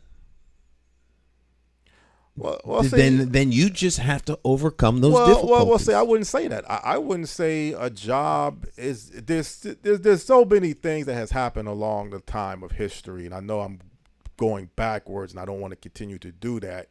There are a lot of jobs that can be easy to obtain. The higher the pay, the better the job is. You're hearing reports that you would like to move the workforce to a 4-day to a 4-day work week. I think the average person would love to work 4 days at, I would say, 8 hours. If you could get away with it, I guess you still have to work a 40-hour work week. Right. But that extra day does make a difference. In terms of what, having the day off? Having the day off. I mean, but see, Jonathan, I think part of our conversation is I'm speaking as an employer, right, and you're speaking as an employee. Employee, right. Employees don't set the tone or the amount of work. The only reason somebody gets a job is because the employer has work he or she cannot do themselves. Right. So they have to hire people. I understand. They're not a social service agency. They're not an employment agency. They just have work that needs to be done. And so they're willing to compensate the employee in exchange for their either expertise or their labor. And it's no more complicated than that. Now, the employee wants to make as much money for doing as little work as possible. Right. And I would like to have a 5-day week off. Work 2, be off 5 days. I mean, at what point? And all the only thing the worker is bringing to the game is their labor. Yeah, but Stan, you actually hear business experts talking about a 4-day. It's not just the employee. You'll hear people from business organizations talking about it would be more cost effective to go to a 4-day work week. Your businesses is not burning utility costs. That's saving money. Anytime a business decides to go to 4 week because they think it's better, then it's better for the business. Right. It's better for the business. So that's why it may or may not be better for the employee. Mm-hmm. Then how do you sell that? So all the narratives start coming along. The business is in business to make money or get work done. Yeah. That's it. If the employee costs too much, they will come up with another means. Automation, artificial intelligence, robots. If the assembly line's costing us too much because people have issues, they got all kind of problems, they can't come to work today, this, that, and the third, it becomes more lucrative and more profitable and more you can get better production from a machine. So if you could get a machine to do the work of a human being, the human being is gone. Well, that's where even the country is going to be moving towards, because I'm hearing reports that many jobs are going to be eliminated over the next 10 years. You're going to have less need for people, particularly now if you got industries that is having a difficult time filling its workforce. That may not be the way a business would want to operate out of dire necessity to make a dramatic change. You would like it to come along. Necessity is the mother of invention. Mm-hmm. Right. Necessity dictates a lot of things. A lot of things. Business has a task: profit or get work done. Generally, the two go hand in hand. But sometimes it's not about the profit. Sometimes it's about the work. Like nonprofits, they're mission driven. So there's something they want to feed the hungry. Mm-hmm. They're not in it for the money. They're in it for providing the service.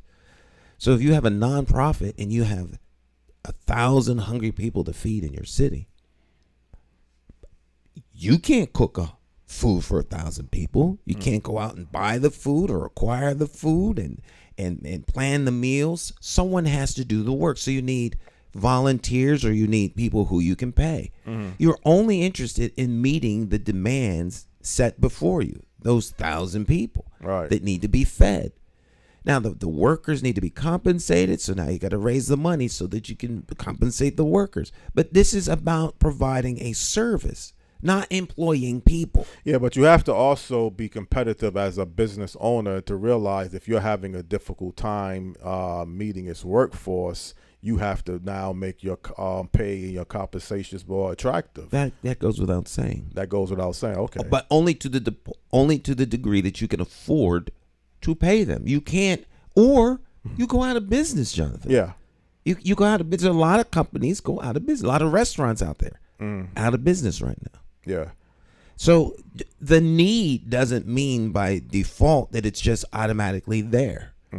If you can't afford to pay your employees, then you can't get the work done. And if you can't get the work done, you will go out of business. Well, that's your whole purpose, that you have to be careful when people are telling you to start a business. Doesn't make any fiscal sense for you to start a business. If you don't even have a need to hire people or build a company, pay taxes for something that really you don't need to go into business. Going into businesses is not designed for everybody. Everybody is not going to make a profit. Most businesses, they will say, fail within the first 5 years. If you want to help people and still make a profit, that's a good, noble effort. If you can do the two. If you define helping people if helping people is defined as employing them, because there's other ways to help people. There's other ways to help people. If you want to provide a service to the community, let's say you got a need in the community that's non-existent, so you want to be able to provide something that the community doesn't have, and at the same time you want to generate a profit out of providing a service. So let's say that you have a community or a neighborhood that has a lack of a viable large grocery store. You want to provide healthy food for people. You want to provide food for people in the community. You also want to be able to make a profit. Obviously, that's the bottom line, is for you to make a profit. The best way to make a profit is to have a services that people need.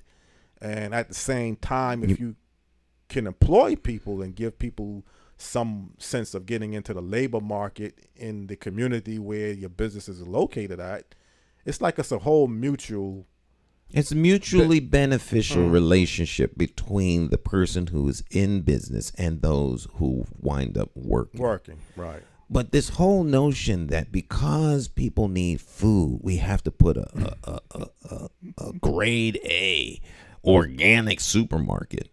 Well, maybe it needs to be a nonprofit entity. You mean a nonprofit running a grocery store? No, a nonprofit food distribution center that distributes wholesome, good food. They're not interested. They're not profit driven. Yeah. A profit driven entity such as that might not want to come to a place. There's nothing in it for them. They're not in the business of losing money. That businesses can't function if they don't make money. But you just kind of answered a new question then. If our businesses can't open up a business to lose money and there's still a need for the community, then a nonprofit would be the ideal solution. I never thought about that. A nonprofit would be a potential solution because the profit supermarket isn't coming. They're not coming. Right. You can incentivize them to open a building, remodel, this, that, and the third, but the minute they don't make a profit, they're out, or they're going to close their door. This is not rocket science. It's like pumping a well. As long as there's water, you can pump well. You can draw water out of the well until it goes dry. Once it goes dry, you can't get any more water out of it. So, well, you know what? We'll incentivize your well by giving you 100,000 gallons. So we're going to start you off. Well, when the 100,000 gallons goes out, there's nothing left to draw. If people don't shop at your store, if it costs more for the products than you bring through the door, you can't buy stuff at a loss. Government can do that. Well, you notice, Stan, when you have a community or a city and you see like a factory being built or a factory is there, let's say a factory that has 9,000 employees. Like a Pratt & Whitney? A Pratt & Whitney. Or General Dynamics? Well, even a smaller version. Let's say even a smaller company with 200 or 300 people. But then when you start to see construction, let's say you have a community area and you start to see a lot of homes being built in that area and people are moving into the homes, the next thing you're going to start to see is businesses that people need. That's a thriving community. And I'm saying that, so it's like a domino effect. You build the homes or you have people move into an area, other businesses start to follow. I guess in the case you are talking about, for some community, they just can't support certain businesses. They can't, but Jonathan, what you're talking about is a thriving community that is growing in an organic way. The factory comes to town or the warehouse comes to town, all right? Let's take out west. The President of the United States shut down what was a booming industry with the pipeline. Irrespective of the politics, the environmental, this, that, and the third, they were getting oil out of the ground, whether by fracking, by drilling, by sideways drilling, this, that, and the third, pumping water, all that, yeah. But they couldn't hire people fast enough. So people were moving out there to provide goods and services. They needed people who were engineers. They needed people who were going to be laborers to pick up the pipe and to do all this kind of stuff. And so the more people that come, the more you need services for them. Dry cleaning, entertainment, stores, supermarkets, because the people are hungry. Well, these people can't just be out there living in a tent. You start building houses and it starts growing. He stopped it. The reverse happened. There's no more work because there's no more demand. System collapsed. People start selling off their homes if they can. Some take deep losses because there's no one to buy the home now. All right. So if you have a community, like say North End of Hartford, where a lot of the people there are on public assistance, there's very little disposable income. Right. Folk aren't going out there paying, $15 a pound for salmon. Right. They're getting canned salmon or frozen salmon at Stop and Shop. So if you put an organic Whole Foods type supermarket in the middle of the North End and salmon's costing $15 a pound, who's going to go there and buy it?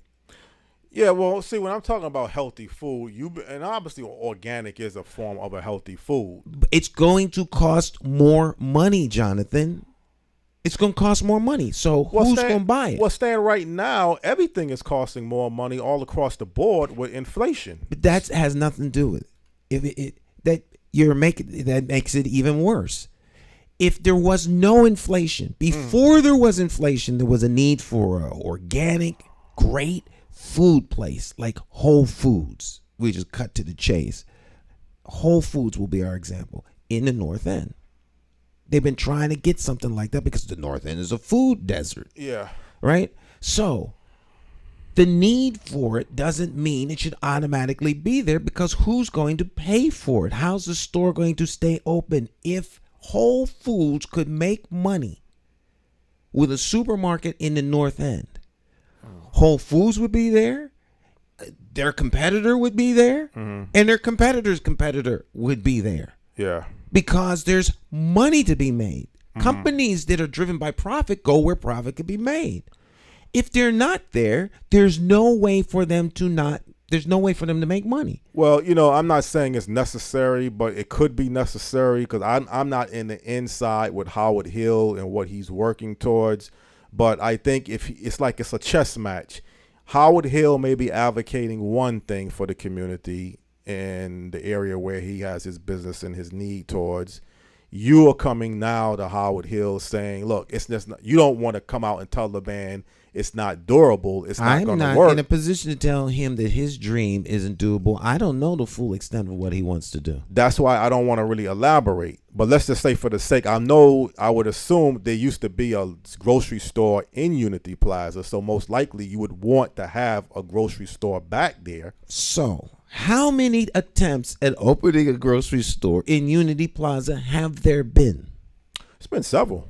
Have they been successful? Not of recent. Why? It's a key. People just don't have the money. They're not supporting it. Has anything changed to make a supermarket there successful? No, it hasn't. But again, Howard Hill is the one that will be putting up the money. See, it's one thing. And Donald Trump could put up the money.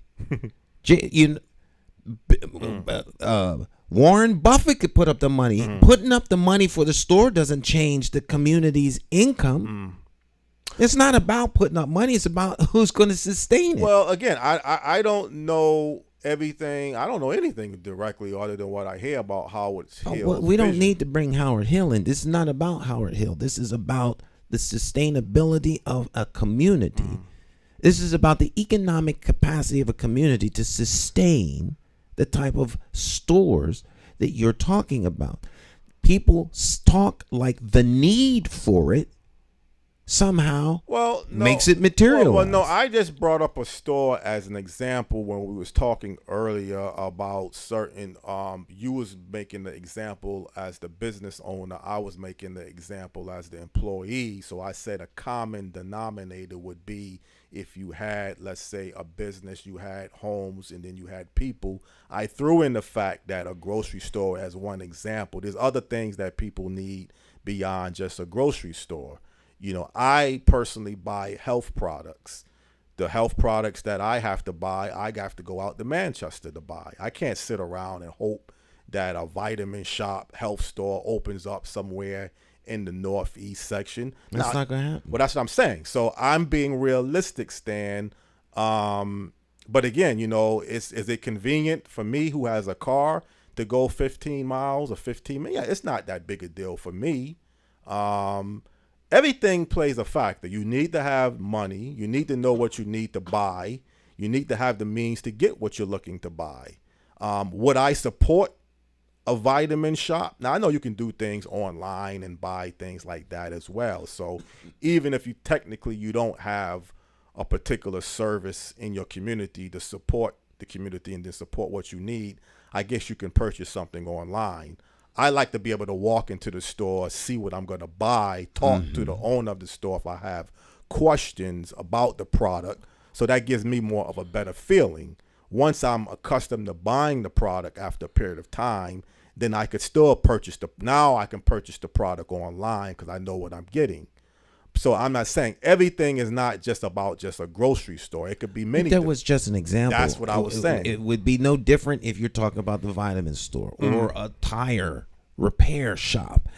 It doesn't matter what the entity is. The point is there the economic capacity of the community to support this desired entity? The point that the community, me as an individual and anybody else, is you got to get income in your account to function. That and I believe that responsibility is on the person who needs the income.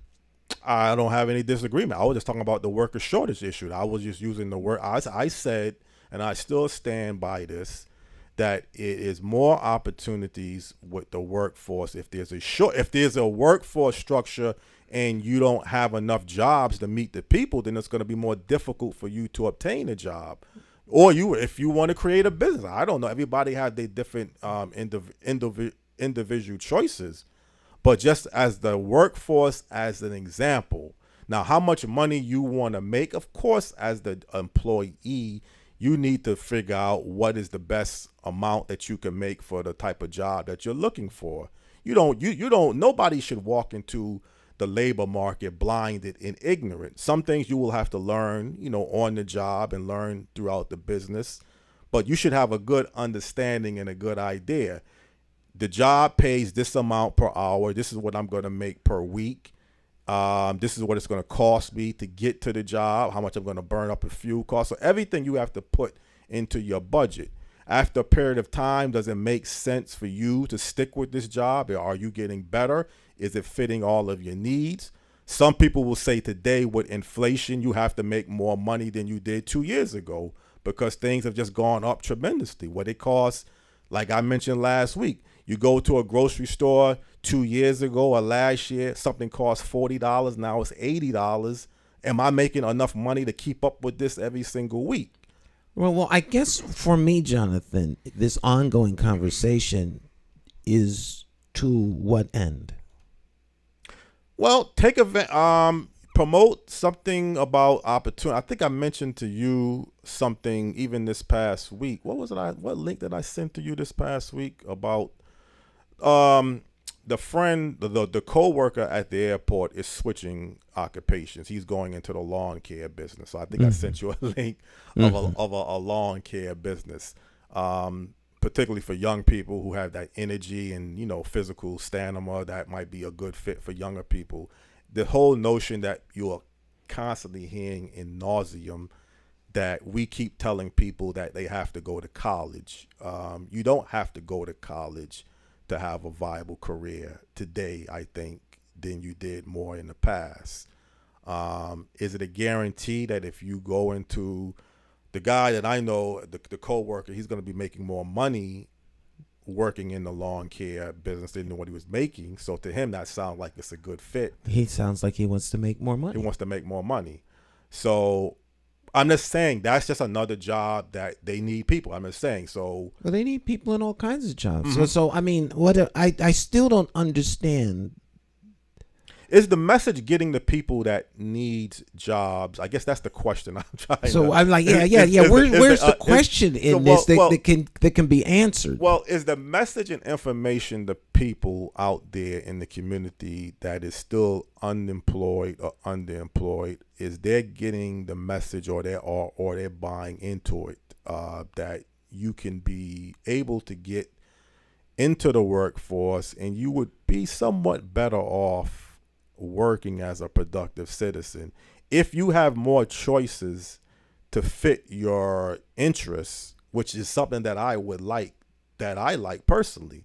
I like to now have more choices. Well, I think that's great, Jonathan. I'm saying that. There's not a problem then, in your opinion, with the information reaching people. No, because people know that they need a job. No, but I mean, they know where the jobs are. They know who's hiring. Jonathan, it's the responsibility of grown people. Yeah. Young people.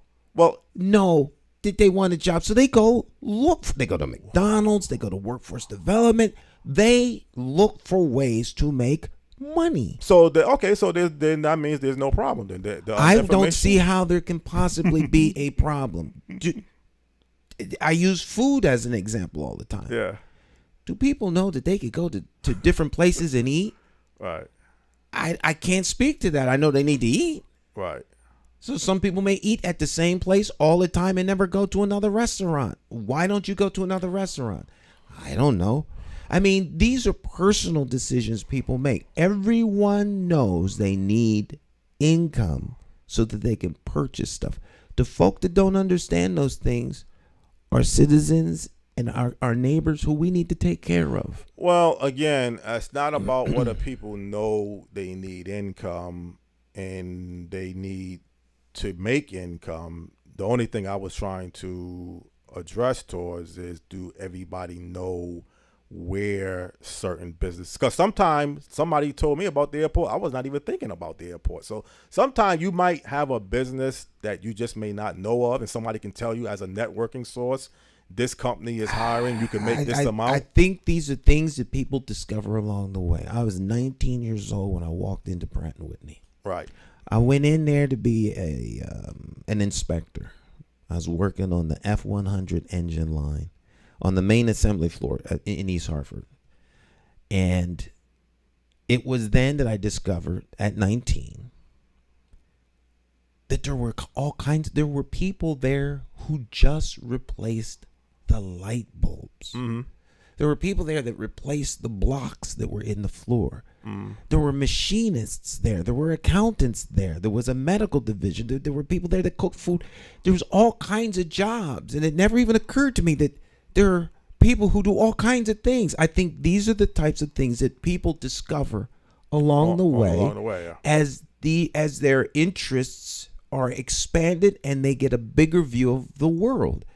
You can't expect everyone to know everything. How are they going to learn? How are they going to find this out? Is there going to be a big book that just has hundreds of jobs? You could go to the want ads and see all of these jobs. That's true. There's a certain amount of responsibility on the person seeking information to find it. But and I think that burden is placed on the individual seeking more than it is on the folk to deliver it. I think that on everything, people say, well, government needs to do a better job of reaching out. No, you need to do a better job of finding out what's available. Well, let's connect the dots with your starting point. Wouldn't you say your father, who you mentioned many times, at least to me many times, I am aware of, was in the aviation industry, so that played a role in giving you somewhat of an introduction? That played a direct role. And that's what I was introduced to. I wasn't introduced to computer engineering or science or anything else. My dad was a mechanic, worked for an airline. He became the director of maintenance. I didn't want to be a doctor, that's for sure. That's what my mom was. So I gravitated toward aviation. Right. There's thousands of things I could have gravitated to, but that's what I knew. Most people are like that. Right. That's human nature. Right. Because you know what you're exposed to, and the things that you're familiar with are the things that you move toward. And then you discover other things. Yeah, but then you will hear certain community leaders or whoever that they classify themselves as that we have to broaden the horizons of people.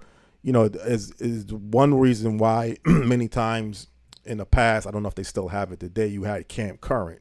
So you would take children from the inner cities, bring them out to the rural setting, show them different areas of life that they would see non-existence where they grow up at. So during the summertime, you know, you had Camp Current taking kids who don't have parents, who have money to take them for vacations. Whether you feel that's valuable or not. The valuable or not is an irrelevant point. They take 200 kids out of the Camp Current. This is not a broad section of society, Jonathan. Okay. You know, there's nothing wrong with giving kids an opportunity to see other things. Right. I think that happens at youth groups, at churches, all across the country, not just in the inner city. And in you know, there's always a means and a ways to expose people to new things. Right. That's because people are concerned about them or they themselves are concerned. But that is not the mission, the broad mission or responsibility of the society at large to make sure that everybody knows everything there is to know so that they can make a choice. I fundamentally don't accept that. And then I get the feeling that you don't even believe that broaden your horizon. Because I brought this up the past couple of weeks, that people who have a broadened horizons, they don't make better choices. Maybe that's not the exact way I brought it up a couple of weeks ago. I think people that have broad horizons they have more opportunity to make choices because they are aware of more choices. You're always going to have people who are in a position to choose from a broader plate, a broader menu. Some people's menu is narrow. Others can choose from anything. Right. Well, vision is real important. But that is that's a uniquely individual thing, not my vision imposed on you, but your vision exploring the things and the avenues that you would like to move toward. And people have things that are interesting to them. People move toward their interests until they find out other things. And wow, if they'd have known that 20 years ago, they would be in a whole nother field now. But they didn't. They could start another field right now. Right, I understand. But they didn't know 20 years ago. And if they were exposed, yes. But we don't live 20 years ago. We live now. So, but the 20 years now, you can start with who's at the plate today. So, if people call themselves concerned people, and you see young people graduating high school, you want to set a type of outlook for them to aim for. So who are these concerned people? That's what I'm trying to find out. I mean, it could be, well, see, the concerned people could be me. It don't have to be that you. So are you concerned enough to go up to the high school and talk to the young people when they come out of school about the possibilities? I mean, we have these kinds of conversations, not just you, but a whole lot of other folk in the community about what the young people need. But then who is the we that does all the work that the folk talk about? Well, see, I don't even buy into. I just said young people, but I think everybody has a need. Young people have different needs than older people. If you're in high school, you have a different need because you're not an adult. You're not legally responsible to be on your own. Mm-hmm. Although things could happen or you could be forced out and have to be on your own, but legally you have some sense of protection from society. You don't like to say society has to handicap people and help people in every category of their life. I think you do feel everybody can play a role in some areas, but you don't want to let well, I guess you're trying to put the emphasis is everything starts with the individual, like Michael Jackson and the man in the mirror theory. You got to look at yourself first. The person that bears the largest responsibility for your success is yourself. Mm-hmm. I think people are done. I think there's great harm and detriment when people are told that someone else is the biggest contributor to their success or failure. Mm-hmm. Because then that causes them in time to think, well, I can do nothing on my own. Someone needs to do it for me. Mm-hmm. Then I'll be successful. Now, there are people who adapt to that, and they wind up being wherever someone left them. Mm-hmm. The capacity for change, that burden is on the individual. And I think people do much better when they are allowed to, when they're given the tools to follow their dreams. Well, that was the whole key, really, what you just said about the tools. I just thought information is part of the tool. That don't assume that everybody knows everything. Now, I understand what you're saying. You learn. They don't know everything. They learn as the opportunities present themselves. Now, but if you learn the hard way sometime, you get involved in the criminal justice system, you know it's going to be a tremendous barrier because you're going to get a record. It's going to be difficult for you to do many different things. Mm-hmm. So if you confront someone before they get into the criminal justice system, now, obviously, Stan, I understand everybody should know right from wrong. You know, if you break the law, you got a chance of getting arrested. You got to go to court. Right. Now you have a record. I would dare to say that most people are gotten to before they get into the criminal justice system. Mm-hmm. I think what you're alluding to is finding a way to go back in time and get the people who are in the criminal justice system. If someone would have gotten to them before, they may not be there now. But most people don't wind up in jail. Mm-hmm. Most people are gotten to and never get into the criminal justice system. I think we forget that most people aren't in jail. We talk like jail is the natural, byproduct of the existence. Mm-hmm. And then everyone's going to wind up in jail if they don't. No, that's just not the truth. Well, I wouldn't say most people are in the criminal justice system. I think the numbers do speak for themselves. I think there's enough people in the criminal justice system that it has an impact on families and society. I'm not saying that makes up the whole society neither, but I wouldn't underestimate the amount of people that's in the criminal justice system towards the impact that it has on society. So do you see any positivity or light anywhere? Well, people like Reverend Henry Price is working on, there's people who specializes in those areas of reentry system.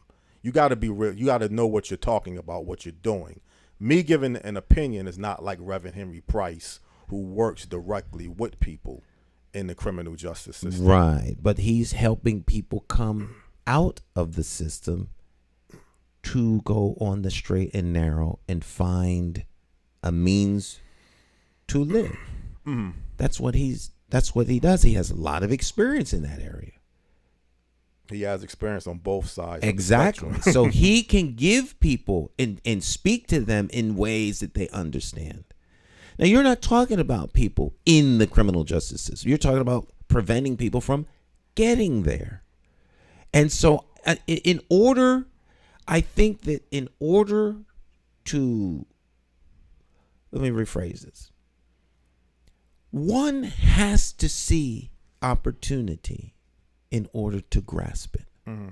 If one sees no opportunity, then there's nothing there for them to grasp. Right. If all they see is gloom and doom and no opportunity and no work and no way and no information, what is there to motivate them to grab at opportunity? Well, let's put it now towards the puzzle then. Don't just take my opinion, take your own opinion. If you was to get up every single day, Stan, and you went to Unity Plaza and you stood there for 4 or 5 hours a day, I don't think you're going to see much opportunity. You might can see something every now and then, but overall, you're not going to see much opportunity there. Right. Now, if that's the best that you can go to, if that's the means where you're at, and that's where you're limited towards, don't expect much of an outlook change, because nobody, like Reverend Brown has said, nobody on a white horse is going to come down and rescue you. There's 2 ways to process that.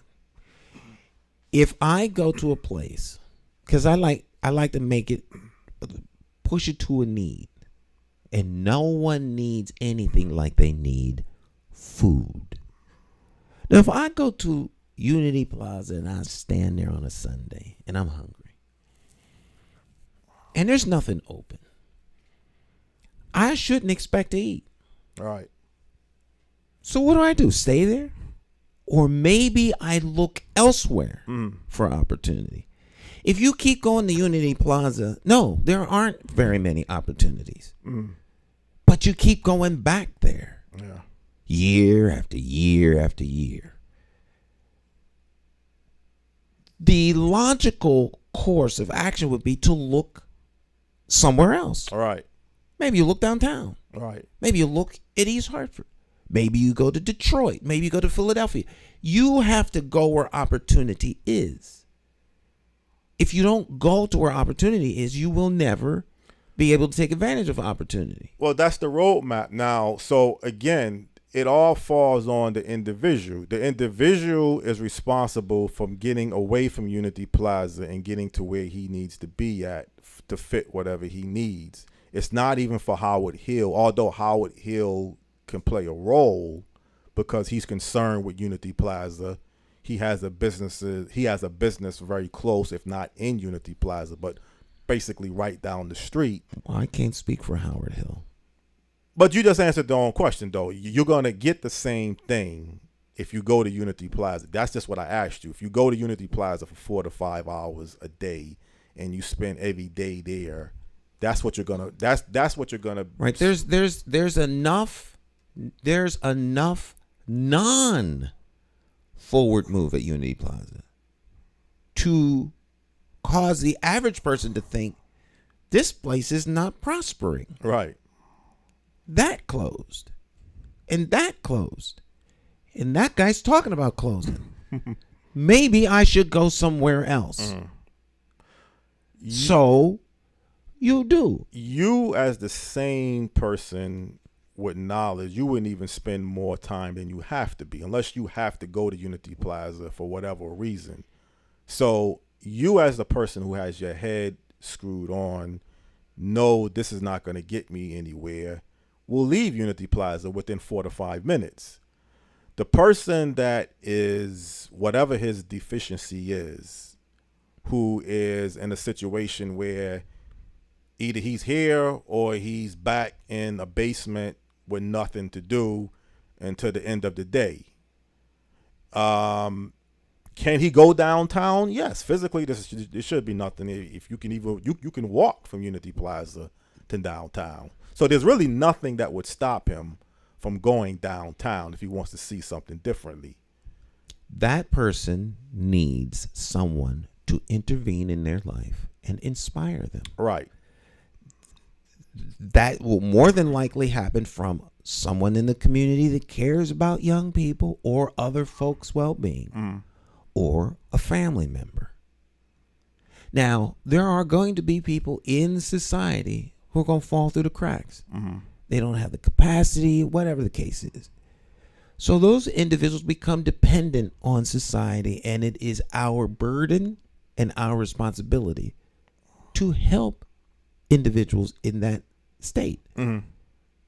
That's why we have the systems that we do.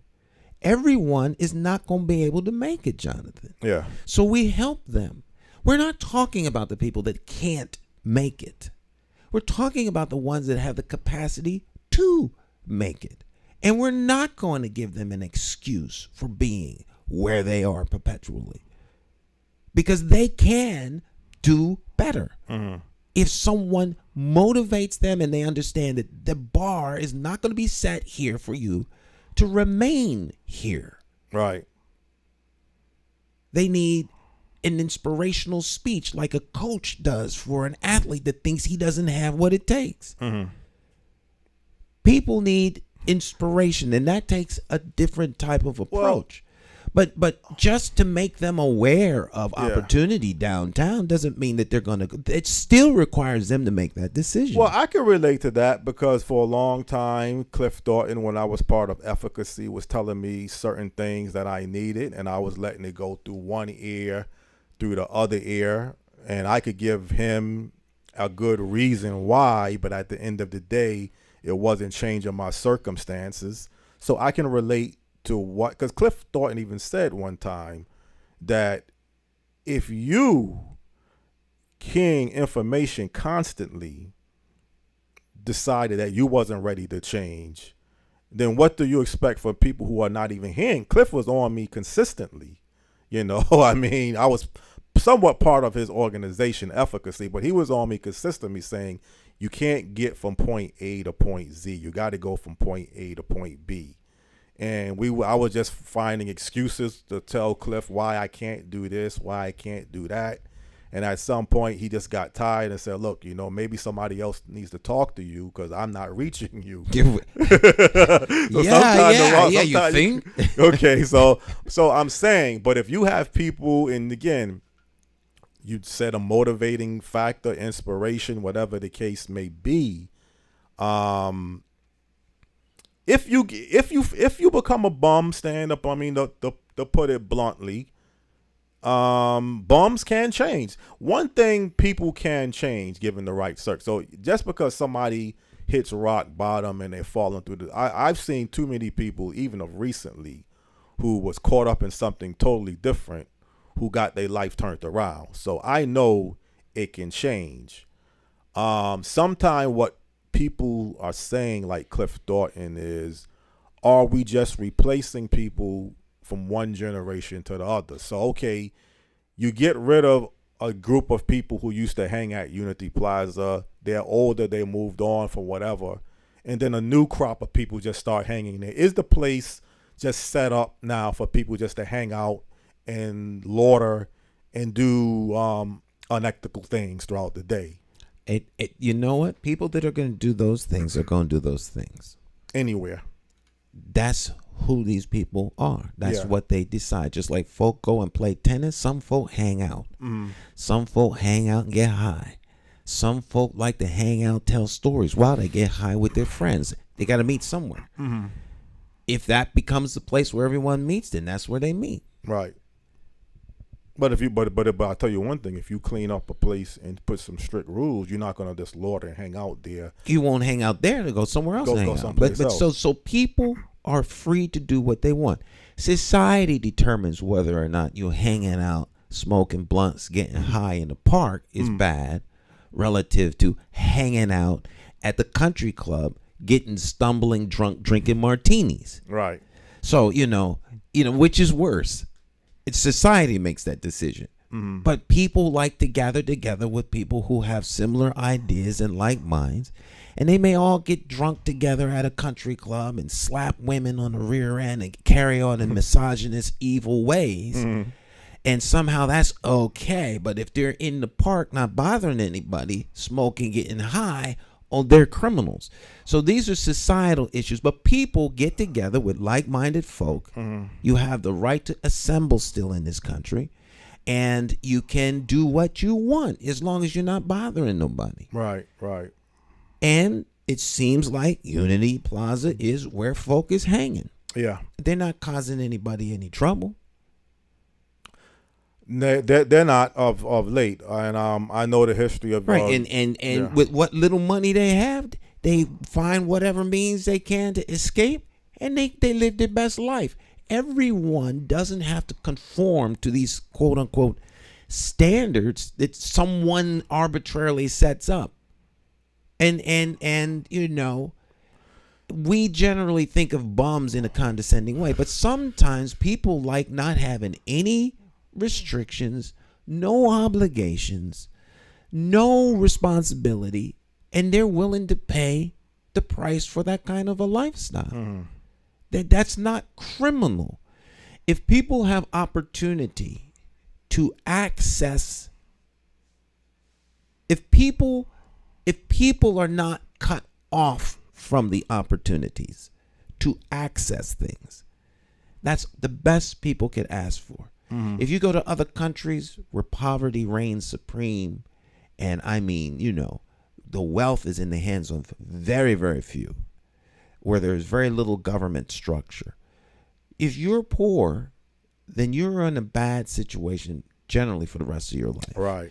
In this country, most people are blessed to be able to have opportunities to do almost anything they want. We have people who come into this country from other countries under the worst conditions and prosper. We have people who are right now in Unity Plaza who 2 years from now will have their lives totally turned around because they made the decision to do so. There are people from every bad part of the country in this country who have succeeded. There's people who've gone to the worst schools and have succeeded. So the possibilities are there, Jonathan. Yeah, but gauge places like Unity Plaza. When you make that statement that within 2 years, sometimes people have to gauge the people that you're talking about and see from 2 years. I don't know who that person is, but someone 2 years from now is going to be doing very well who is not doing well now. Just the law of probability and the nature of human beings. Right. Well, same thing you almost say with the pandemic. 2 years ago, the country was completely shut down. Even though they was giving out the stimulus checks and they gave an increase in employment, but people would say the economy is booming now. Although I'm hearing talks about a recession, certainly inflation is a big factor. But again, I mean, to every individual, you can't, you know, every individual has to be gauged differently than the next person. So, you know, I'm not going to disagree with what you just said, that there could be someone at Unity Plaza or some other disenfranchised area that within 2 years is doing better. There's been such times when I didn't have any money, I didn't have my car fixed, and within months, I think the longest I've ever been without a vehicle is 8 months.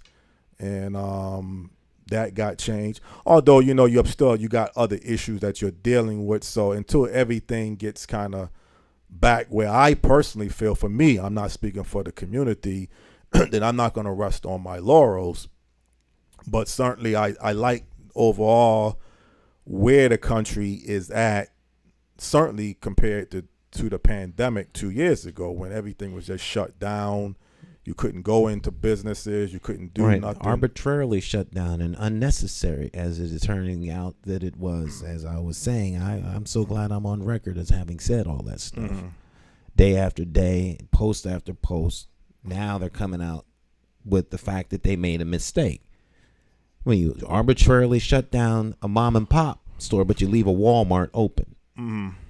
You know, all of this is just, it's the absurdity of all the damage that was done to the response to COVID. Not COVID. Yeah. The response to COVID, which is unseemly. People should go to jail for what they did. But let me ask you another question. I mean, I heard back from Bob Stefanowski, believe it or not, a few days ago. Oh, okay. He's not making no guarantees, but he said someone would be contacting me from his staff. But let's say the governor's election, Brandon McGee, who used to be a former state representative for the Hartford, Windsor, Bloomfield area. I think it was what district. He was a state rep before he had to step down. He has a key position with the Lamont, not the administration, but with his campaign, election staff. Are you interacting with him? Do you know anything beyond what you said? He had contacted you a few weeks ago with the media lunch that you had with Governor Lamont. Do you kind of know what his role is as a political? I believe director? he's the political director. Yeah, but what does that really mean beyond? That's what I'm trying to find out. I can't speak to that. You'd have to ask him. I don't know what his role and responsibility is. Well, I guess right now it's working with the re-election to get him re-elected. He's not part of the administration, although he stands very good chance of being part of his administration. He's not part of the administration because it's in the political side of this is the politics. They're trying to get him reelected. I would imagine after the election is over, should the governor get reelected, he would become part of the administration. Well, he was a state rep. He ran for mayor of Hartford. I don't know, man. I don't really know too much about him. I mean, I send him some messages, like I sent a few people on Facebook. I've met him a few times. He put together a couple public forums that I had attended. Yeah, Brandon is quite capable. Capable of what? Of whatever the task is. I mean, he's a very capable human being and sharp and is. I think what I'm really trying to allude to is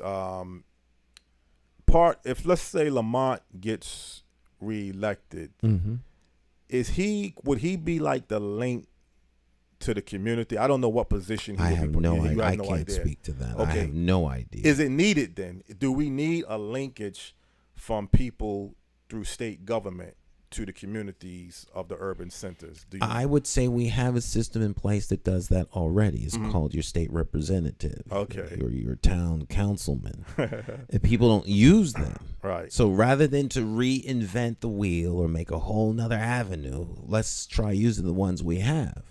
People don't use the resources available to them. So you don't, in my opinion.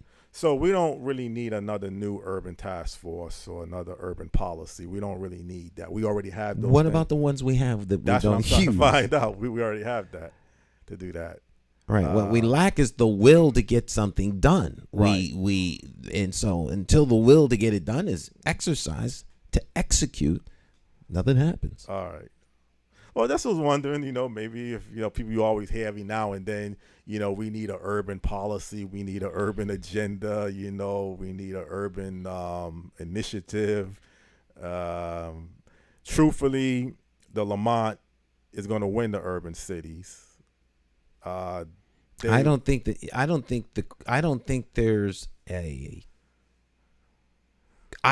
there's a concern of the governor winning the urban vote. I think the concern is how much of that vote.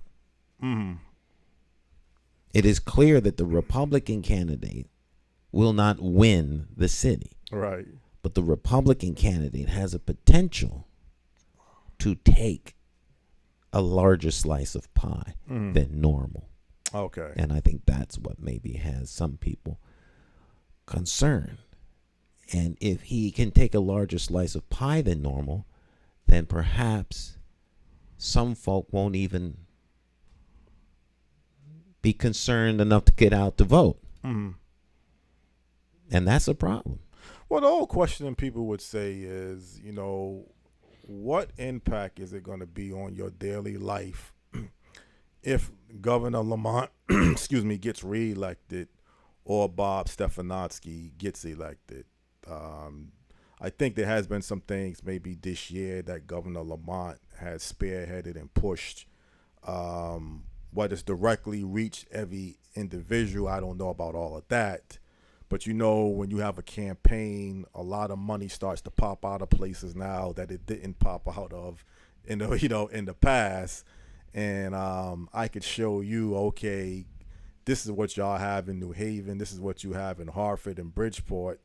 This is why, we need to keep the Lamont administration going for the next 4 years. That's what a governor campaign slogan will now start to advocate. Well, this is the power of incumbency.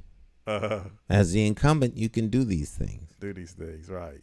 I'm going to say for me personally, and like I say, hopefully I will be able to have Bob Stefanowski as a guest. I would feel more complete talking to him. Even though he had responded back to me, the fact that he still has not said, he actually said he's not saying yes, that he's going to be on this show. But he's not saying no. But he's not saying no. So, right. I think it's just political. I think if this wasn't an election year, I wouldn't hear back from him because I got proof of that already. But I'm willing to. But didn't you talk to him once before? Wasn't he you've never ever had him on? I've never had Bob Stefanowski on, no. I've never had him on. I had. We may not have the audience that he deems necessary. Right. And so I understand. So don't take it personally. I absolutely don't take it personally. Right. Because time is money, and time is very valuable in an election. Where you spend an hour of your time matters. And to spend it where no one hears you or your target audience doesn't hear you is a waste of time. It's a waste of time, right? And again, that's why many times you don't hear the Republicans come into the urban cities because their time is very valuable. They have to do enough. Right. I think it's a big mistake when Republicans don't come into the urban centers. At that point, the issue the issue of concern and availability trumps the time factor. The time, the perception outweighs the amount of time you think you're saving, because there's a perception that the Republicans don't want to be involved or don't care. Right. So that is not a good perception. It works against you. Now, at least they could say, at least he cared enough to come. That changes everything, because if people are not going to consider you if they think that you don't have any kind of good relationship in them. Well, he don't care. So at that point, who cares? But if he cares, at least now you maybe want to give him some consideration. But you have to be present for that to happen. Yeah, but the only thing is, and I know you was able to meet with Bob Stefanowski, so you have more firsthand experience interacting with him than I do, who have never met him. But I think the community as a whole don't need just sympathy. We don't need someone to just show up. And I know he was at the parade, so that's nice. I mean, I don't want to say everything is politics, but I think realistically, political showmanship. Well, Hartford's the state is a Democratic state. Blue state, yes. Hartford's a solid Democrat town. The governor is not here. No. He's just Democrat. Right. He's here and he's not here. But he's a Democrat. There is animus toward Republicans in Hartford. So the fact that he's a Republican works against him. So it's not a matter of sympathy. I think he has just as much sympathy for Hartford as the governor does. But the governor's a Democrat. Right. You see what I'm saying? But we don't need sympathy. We need to know that you care enough to not be dismissive. And that's important. Right. That's very, very important. And you can't build a relationship if people have a sense that you're dismissive of them. Yeah. So you can't even start to go forward. And that you have to start somewhere. You got to get to B. You're at A, now you got to get to B. You're not going to get to Z all at once. To to use your example earlier? Well, I tell you, I'm not saying I'm even 100% satisfied because I haven't even gotten the response that I haven't gotten a commitment from neither candidate. Right. So, what's to say Lamont is going to show up? I'm willing to believe at some point, you as a guest booker, you got to be realistic, who I'm going to be able to get and who I'm not going to be able to get. I don't have a problem playing politics. He needs the audience for whatever reason. He needs to say that he came on. He's going to be concerned enough to make a guest appearance. I'm willing to play politics on that level. We have a platform that you put together. He can provide. He's very effective, Bob Stefanowski, at pinpointing areas where the governor has not been effective. What's wrong, what he feels he would need to be able to do. He's a good X's and O's kind of individual if you listen to Bob Stefanowski very carefully. He knows how to pinpoint exactly what is wrong, where it needs to be corrected at. The governor is kind of like he's like a good speaker.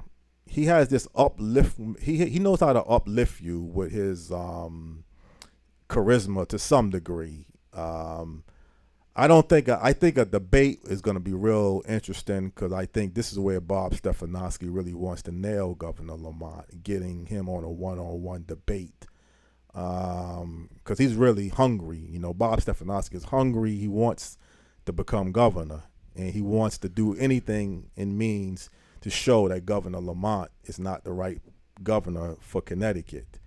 Lamont, I guess, has good advertisement. He knows how to promote the state very well. He knows how to show how he has made things better over the past 4 years. But the community, I think, as a whole, Stan, even yourself with the network, you got to ask yourself. I don't know, maybe you're not directly looking for the Lamont administration or looking for anything.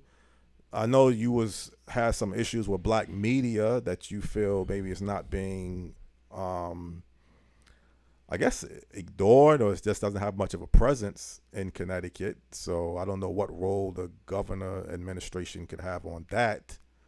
But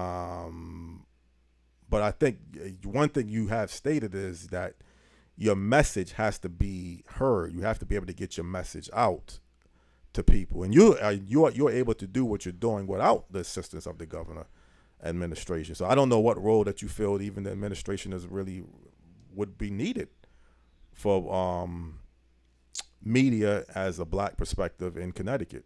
Well, I think if you to be more to answer your question, black media just needs to be there when questions are presented. Mm-hmm. They need to have a seat. They need to be in the room. Okay. So they can report. Mm-hmm. And they need to be able to ask questions so that they can report. That's really all black media needs. Mm-hmm. And right now that seems to be very limited. I do monitor Channel 30, what's the WVI? What's the news title? Channel 30 that they go by, but whatever. NBC 30. NBC 30. That's it. But they used to have a different name. Or CT 30. Yeah, NC 30. But they seem to be more of a voice for black people in the greater Hartford area in Connecticut. I do see a lot of segments that they put together showing positive things in the black community that I don't really see on the other networks. At least I don't see as many as what I see on NBC. So give them some praise. They are at least, and I think that's what you're saying. You feel the black media needs to be heard. They need to be invited to certain things at the table. But I think you also need to be able to present what you feel is needed too.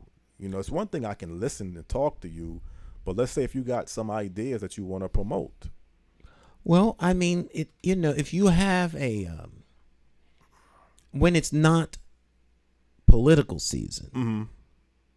when it's just the standard season and there are events, there are press conferences where questions can be asked, is the black press invited to those events, Right. where you can ask critical questions that might be tough in order to get information that our community needs.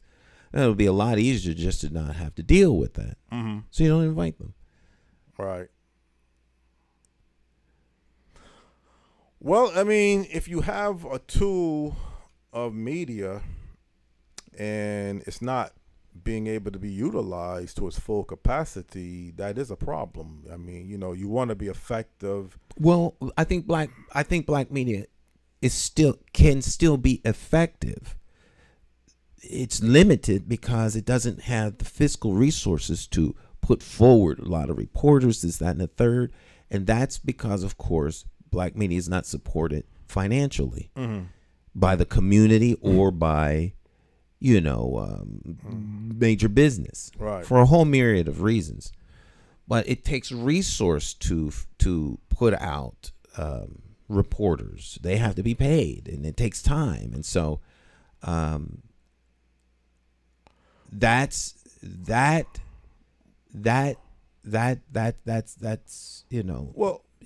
so we may not have that kind of reach, but we still do have our communities.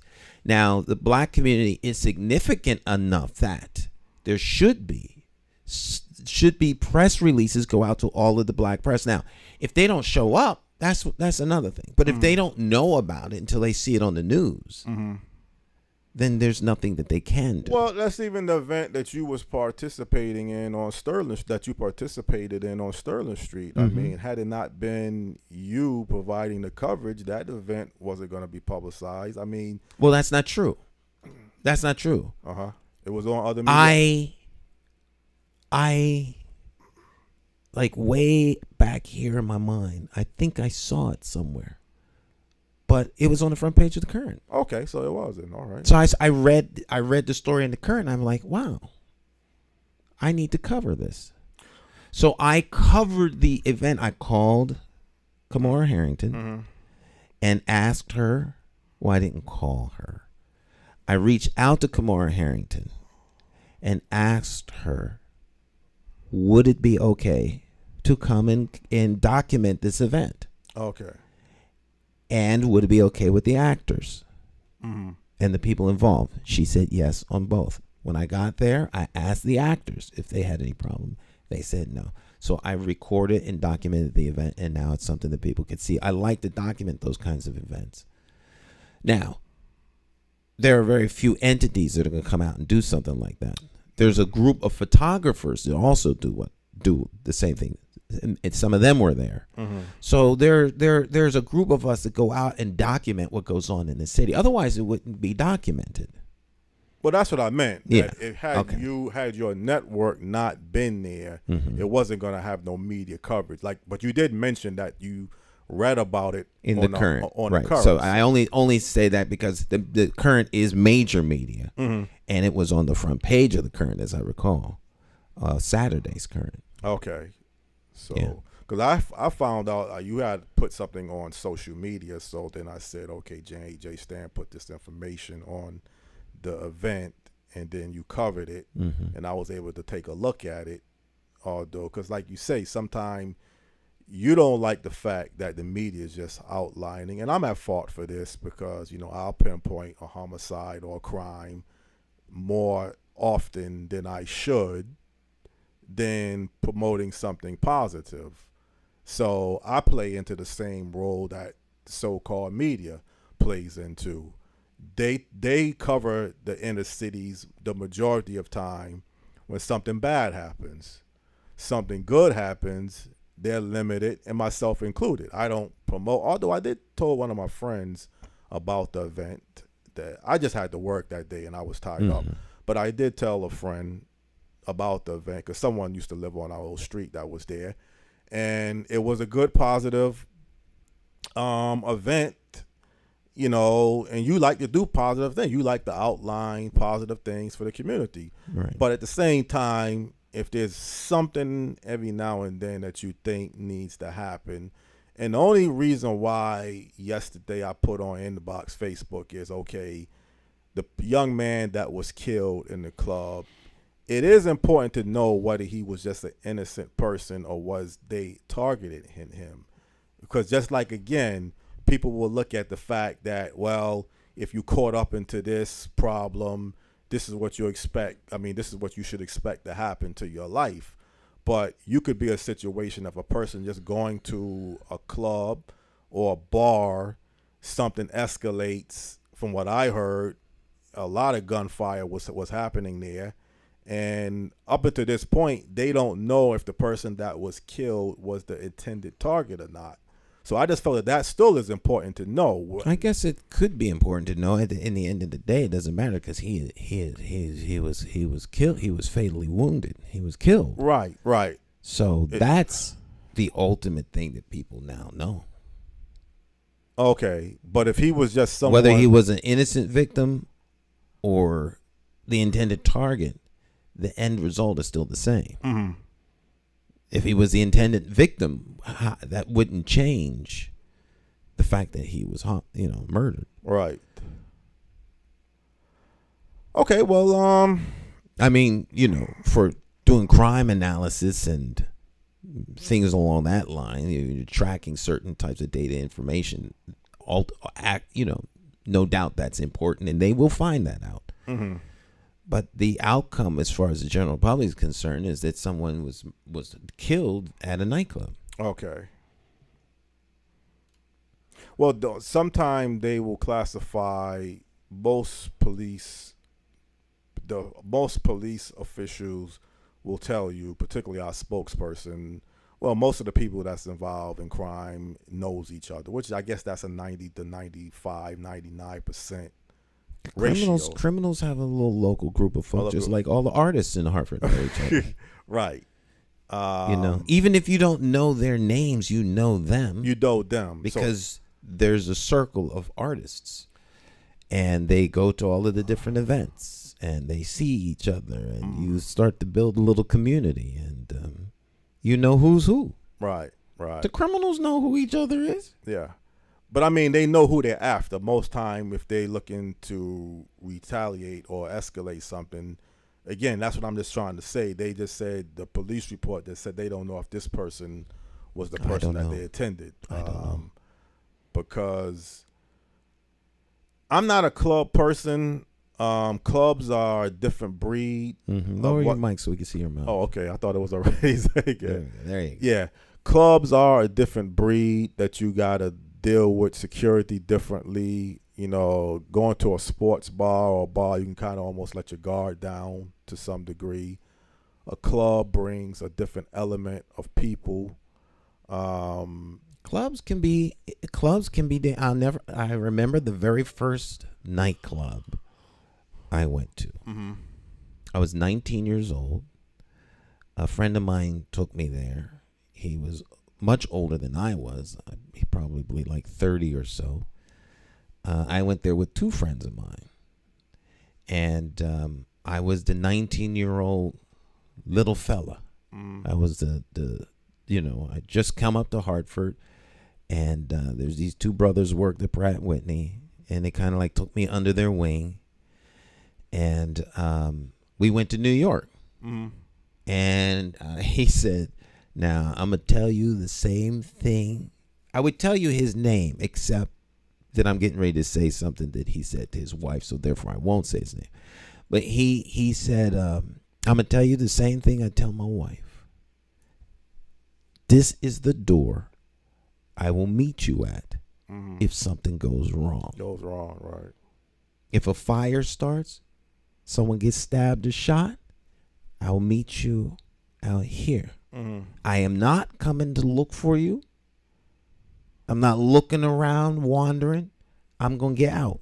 Right. I suggest you do the same. Keep your eyes open. Be aware of where you are. Mm-hmm. And that's how you have to be when you're in certain places. Right. If you in some nightclub, where was this nightclub? It was on Maple Avenue. I can't remember the name of the club, but it was a club. If you were in a Maple nightclub where things is tight, you have to be, you're not at the mall. Although things happen at malls too of late. Right. So, Yeah. I mean, everywhere you go, you have to have some situational awareness. These are very trying times. They're not the worst of times, but they're trying times. And people are on edge, and people are stressed, and folk are scared. And when people are stressed, on edge, and scared, they act differently. And you could step on somebody's shoes by accident and wind up getting killed. Yeah. So you have to be aware of these things. You keep your wits about you. Don't be intoxicated. I mean, these are things that. But you have to be careful. But for security purposes, nightclubs supposed to screen. You're supposed to have a security. Supposed system. to, yeah. But if you want to get a gun, a weapon or a gun into some place, you can. It has happened. Yup, many times. Hide it in different. Right. Any system that's there can be circumvented. Mm-hmm. If that's your purpose. Right. Now you say there was a lot of gunfire. Well, a lot of gunshots from what the report indicated. From one person or several people. It could have been several people. Now that you mention it, maybe it wasn't not just one people. It was some fight that had escalated. That's the best I can tell you. So tight things get tight. People don't know how to. It was over a conflict. Like you have always mentioned conflict. They don't know how to resolve conflict. Yes. So they resolve it the way most human beings do when they push to the edge. They neutralize conflict, like Cain did with his brother Abel. Okay. And as much as we would like to think that this stuff is new, it is not. And this is why you can't get up into gun legislation and all of that, because this is just a handgun that kill. And some people will say this is your real problem more than even these certain weapons of destruction. Although those are devastating too. But the amount of gun violence that takes place every single day with just normal handguns. So are you going to bar the make of all guns as the solution? Because as you stated, Stan, it's the person behind the gun that's the problem more than the gun itself. So, how people handle things and conflicts. But like you said, you got to be aware of your elements at times, because this is not a shopping open air center, although things happen there too. But you can kind of almost assume when you go into a club there's going to be some drinking and other things going on. Just drinking, heightened tensions. It's a different mentality. People's egos are worn on their sleeve. Folk is trying to look good. You shame me, you embarrass me. So I ain't never liked you since kindergarten. All these things come out, and you're not from around here. Oh yeah. Who do you think you are? I'm all kinds of stuff, and it's quick, like that. Right, just like quick. that. Guys with his girlfriend, he don't want to look weak. He's with his boys, he don't want to look weak. I mean, just all kinds of stuff potentially can go wrong quickly. I think one thing people like Reverend Brown was, and I haven't spoken to him of late, but I stay impressed with different text messages to him, is sometimes I think they want to show who these people are, not say that they just lost their life in vain. I'm not talking about about the victims. Yeah, the victims. But I'm not just talking about just the rally itself, point who this person really was, what type of person, good or bad, I guess, in some cases, because the first assumption is somebody gets gunned down, this person is caught up into something, he got to be involved in something. And that's, again, my point is we don't know if this person was just someone who happened to go to the club, just want to socialize, and all of a sudden other groups of people started to escalate into violence with different issues. I don't know. That was my whole point. And I will say that it could be, I don't know your son, his patterns, but it could be somebody else's son. I'm sure it was someone's son. It wouldn't be my son, because he doesn't go to those. He doesn't go to clubs, but right. But I'm saying it could be some son. He'll be walking down the street and see something odd, and then go around the block. So he's not even, He's very He's very avoiding Avoiding. of any kind of conflict. Conflicts, right. And he fits into that demographic. So he's not that. But I'm not saying this until we really know for sure. It could have just happened to be a guy working for the week, because I had friends. He could have just been on his way home, stopped off real quick to get a beer. That's what I'm saying. Right. Right. But at the end of the day, does it matter? I mean, it matters. But at the end of the day, someone died. Right. And that's the issue. They died in a violent crime. And, we have to tone the temperature down in how we have our discords with one another and agree to disagree. And we also need to start looking at things from a more positive way. In time, if that's all you look for, that's all you see. And that's what a lot of people look for. They're looking for the negative. They're looking for an opportunity to be confrontational. It doesn't take much for it to trip. The next thing you know, someone's dead. Right. Because that's where we are. As a society, everything is conflict and confrontation. Whether you're watching a television program or whether it's the news report or whether it's this candidate or that candidate, everything is about confrontation. And so when we see these things act out in our society and around us, people should not be surprised. You said something earlier, and I want to bring it back, because I mentioned something about the criminal justice system, and you said the majority of people in our society is not in the criminal justice system. Yes. McCauley. What's his last name? He always tell me, I keep forgetting his last name, but McCauley, Caffey, I believe his name is, or something like that. He told me the majority of people that he grew up with in his environment in the Upper Albany Avenue is either out there doing something illegal, negative. They've been shot at. They've been assaulted. Some have been killed. Some have been in and out of prison. So it sounded like to me he was knowing most of the people he knew. That very well may be. Was in that scenario. That's his circle. Very small. Very small circle, right. Right. Most people are not in prison. Now, that doesn't mean that most of the people that someone knows, if everyone you know is involved in doing stuff wrong, then the likelihood of them being in prison eventually is quite high. Quite high. So that circle that he was in, and other people, that's the key factor. The circle that you hang out with or that you associate with. Right. You could find people who will be able to tell you, well, like everyone I know either has a master's degree or a bachelor's or a PhD. Everyone I know went to college. I mean, yeah, because those are the people you know. Those are the folks you hang out with. But that doesn't speak to everybody. Right. And when we say most people are in the prison, no, most people are not in the prison industrial complex. Most people don't make decisions that wind them up in jail.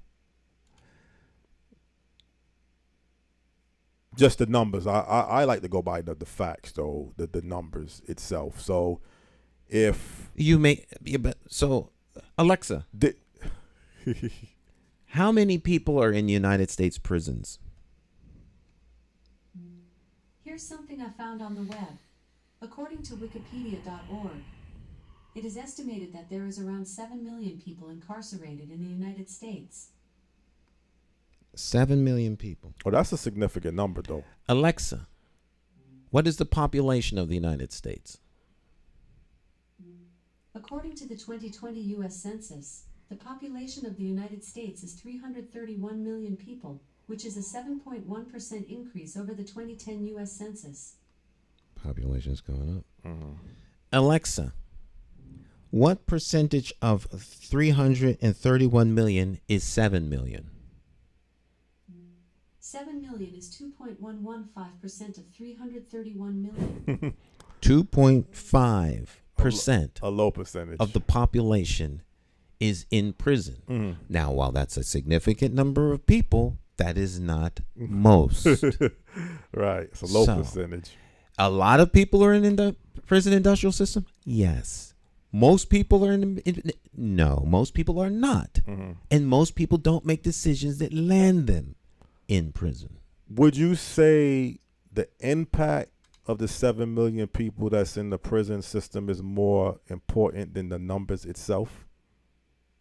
What impact does the 7 million people have on society more than just the numbers itself? Is more of a factor. I can't speak to that. I would say, what impact does the society have on those 7 million? What impact does the good people in their lives have on them to prevent them from going into prison? Right. What impact did their mom have, their dad, their little sister, their aunties, their uncles, their pastors, their imams, their rabbis? What impact did the good people that those 7 million people know have on them? Have on them, right. When they were trying to talk them out of doing the criminal activities they were involved with to keep them out of prison. Yet here they are in prison. So you can see so you can make the argument on both sides. We always go to, no, these people are negatively impacting their families. They're not at home. Oh, but they weren't always in prison. Right. And you can't tell me that there wasn't someone trying to talk some sense into them at some point. Because most people that I've talked to that have gone to prison and are out of prison can tell me about how so-and-so told them, and people tried to get them to change their ways, but they refuse. So it's not like the world, and I don't mean this to be harsh or cruel, but I'm going to take a hard line on this, as I have been. These 7 million people don't set the narrative for everyone else. It's admirable that they have issues that should be championed and all of that, but they don't set the narrative. Everyone is not in prison, but that doesn't mean we should turn our backs on anybody. But let's keep things in perspective. That's all I'm saying, and I'm not willing to yield the floor to those who are doing wrong and somehow deify them as the new divine order that gets to supersede everything good that's going on in society. Well, it may not set the tone, but I've heard reports that future construction prison dollars are looked at for young people as low as the 3rd grade. So I don't know if that's setting the tone or not. But when you're hearing reports that they are gauging future construction prison funding, however they allocate the money towards monitoring kids in the 3rd grade, meaning they can see from kids in the 3rd grade where they're going to be at, and they'll be at some point in the criminal justice system, because they wouldn't be looking at that. Well, that's something that's been done for a long time. For a long time. But unfortunately, you do have to, forecast not just prison growth, but also hospital growth, school growth, where businesses are likely to emerge, housing. All these things are forecast by individuals who take a look at these trends. And I've been corrected by one of our viewers, said 7 million in prison is incorrect. I take this person's, because this person's involved in this in this area in many ways. It says, I'm watching your show. 7 million in prison is incorrect. It's around 2.2 million. The key point is that both the absolute numbers and the per capita imprisonment rate have skyrocketed over the past few decades. This is the largest system of mass imprisonment in human history, both in absolute and per capita terms. That is absolutely true. And quite frankly, that's what we should be speaking to, not the numbers and most. So my correction is in the most. And so as we see, most people are, no, 2.2 is significantly less than 7 million. Yeah. And so if we're talking about the number of people per capita of color in prison, that's a different subject. Yeah. And how those things are impacted, the number of indigenous people in prison, and the fact that the United States has the largest mass incarceration number of countries in the world. So we have problems, and our problems are are deep. And those problems can be resolved if we resolve to resolve them. There's no will to make life better for people. And I think there's a myriad of reasons and myriad of ways to address these issues. But for the most part, we're not addressing the issue. Well, I think the numbers you just stated about the black population could be more even relevant, because there was a report when I was graduating high school. They did the rap album Self-Destruction 88, 89. And if you look at that video, you'll see in America, 1 out of 4 black men is either in prison, probation, or parole, or something that they outlined about that. And then I thought 10 or 15 years later, the numbers went from 1 in 4 black men either in prison, probation, or parole to 1 in 3. I don't know if that's the accurate, up-to-date stat now of how many black men per population is either in prison, probation, or parole. Well, let's say whatever the number is, it's too many. That's what I'm saying. So maybe it's more relevant that you look at the race of people that's in prison and the criminal justice system as the whole. That's 2 million. I would say it's important to look at the race in the context of why they're there. Exactly. And so I think race becomes very relevant when you look at the correctional system and who's being treated certain ways and what the rationale for individuals being there. Because if you're seen as a criminal as opposed to someone who has a problem, then criminal measures are used to deal with you. The prison industrial complex is a multi-billion-dollar business. And like all businesses, you need, they're in it for the profit. One thing you need are prisoners. So, you vilify one group of people and you arrest and detain and imprison one group because you see them as subhuman or criminal, and the other group, he has a little behavioral problem, let him go, So there are these kinds of things, but these are all policies that are put into place by people elected to positions of power. But the key word you said is why, though. See, I always you know me, I like to know why something happened. So you just said I like to know why in an effort to get to a solution. I don't want to know why just because I want to know. Okay, I understand. Because lots of people want to know why. Right. Now, what are you going to do with the why? What are you going to do with it? Why? Yeah. Well, I don't think there is anything we can do. No, then I don't even want to know why then. The why has to lead to a solution. A solution, right. Right. Why did the plane crash?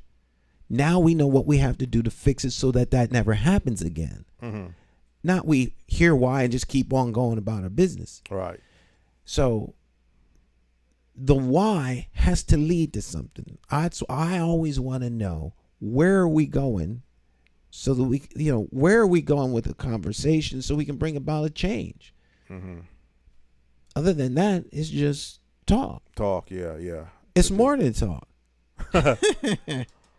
Yeah, well, I tell you, man, I have a guest booked for next week. I think some of these issues that we just talked about is going to be addressed. I'm just going to fine tune. You're getting lower lower and lower. So that's okay. Well, I want to keep the full head shot. I can lower the camera because you keep lowering. If you sit up, I'll raise the camera up. Okay, my fault. See, well, I've been sitting for 3 hours, Stan, so you got to make yourself. This is a long time to be sitting. But, we have Well, you good. I mean, I can raise the camera. Okay. So you was way up here in the beginning of the show. Yeah. Now you down. You slipping down in the. I got to be more private. For 3 hours, you got to be adjusted to yourself. Interesting topic. Again, I think next week's show is going to cover some of these areas that we just discussed towards the end of a major city in the United States. But I think, like you said, why towards a solution is the key. I mean, why a person is in prison, what led up to that, so what could be done to prevent him from getting back into that. I mean, knowing why. Okay. Well, the why on that end is a little bit different. There are systems in place to make sure that people wind up in prison that really ought not be there. But that's another subject for another day. I'm sure we'll talk about that probably next week. Right. Because, you know. So let's look on things. I mean, I don't know if you got a plan. I need to know. We can talk about this off of the air or on the air about later. We already had the after show conversation. We could talk another hour. I'm just messing with you. Okay. Well, I want to get my September schedule going in order, so we got to talk about that. Okay. So, okay. All right, my friends. Our time together has come to an end. We'll see you all here next time. Great show, Mr. Small. Thank you. Thank you. Great guest. And special thanks to our guest, Captain Levy, for joining us. You all have a great rest of your day. Bye. Bye-bye.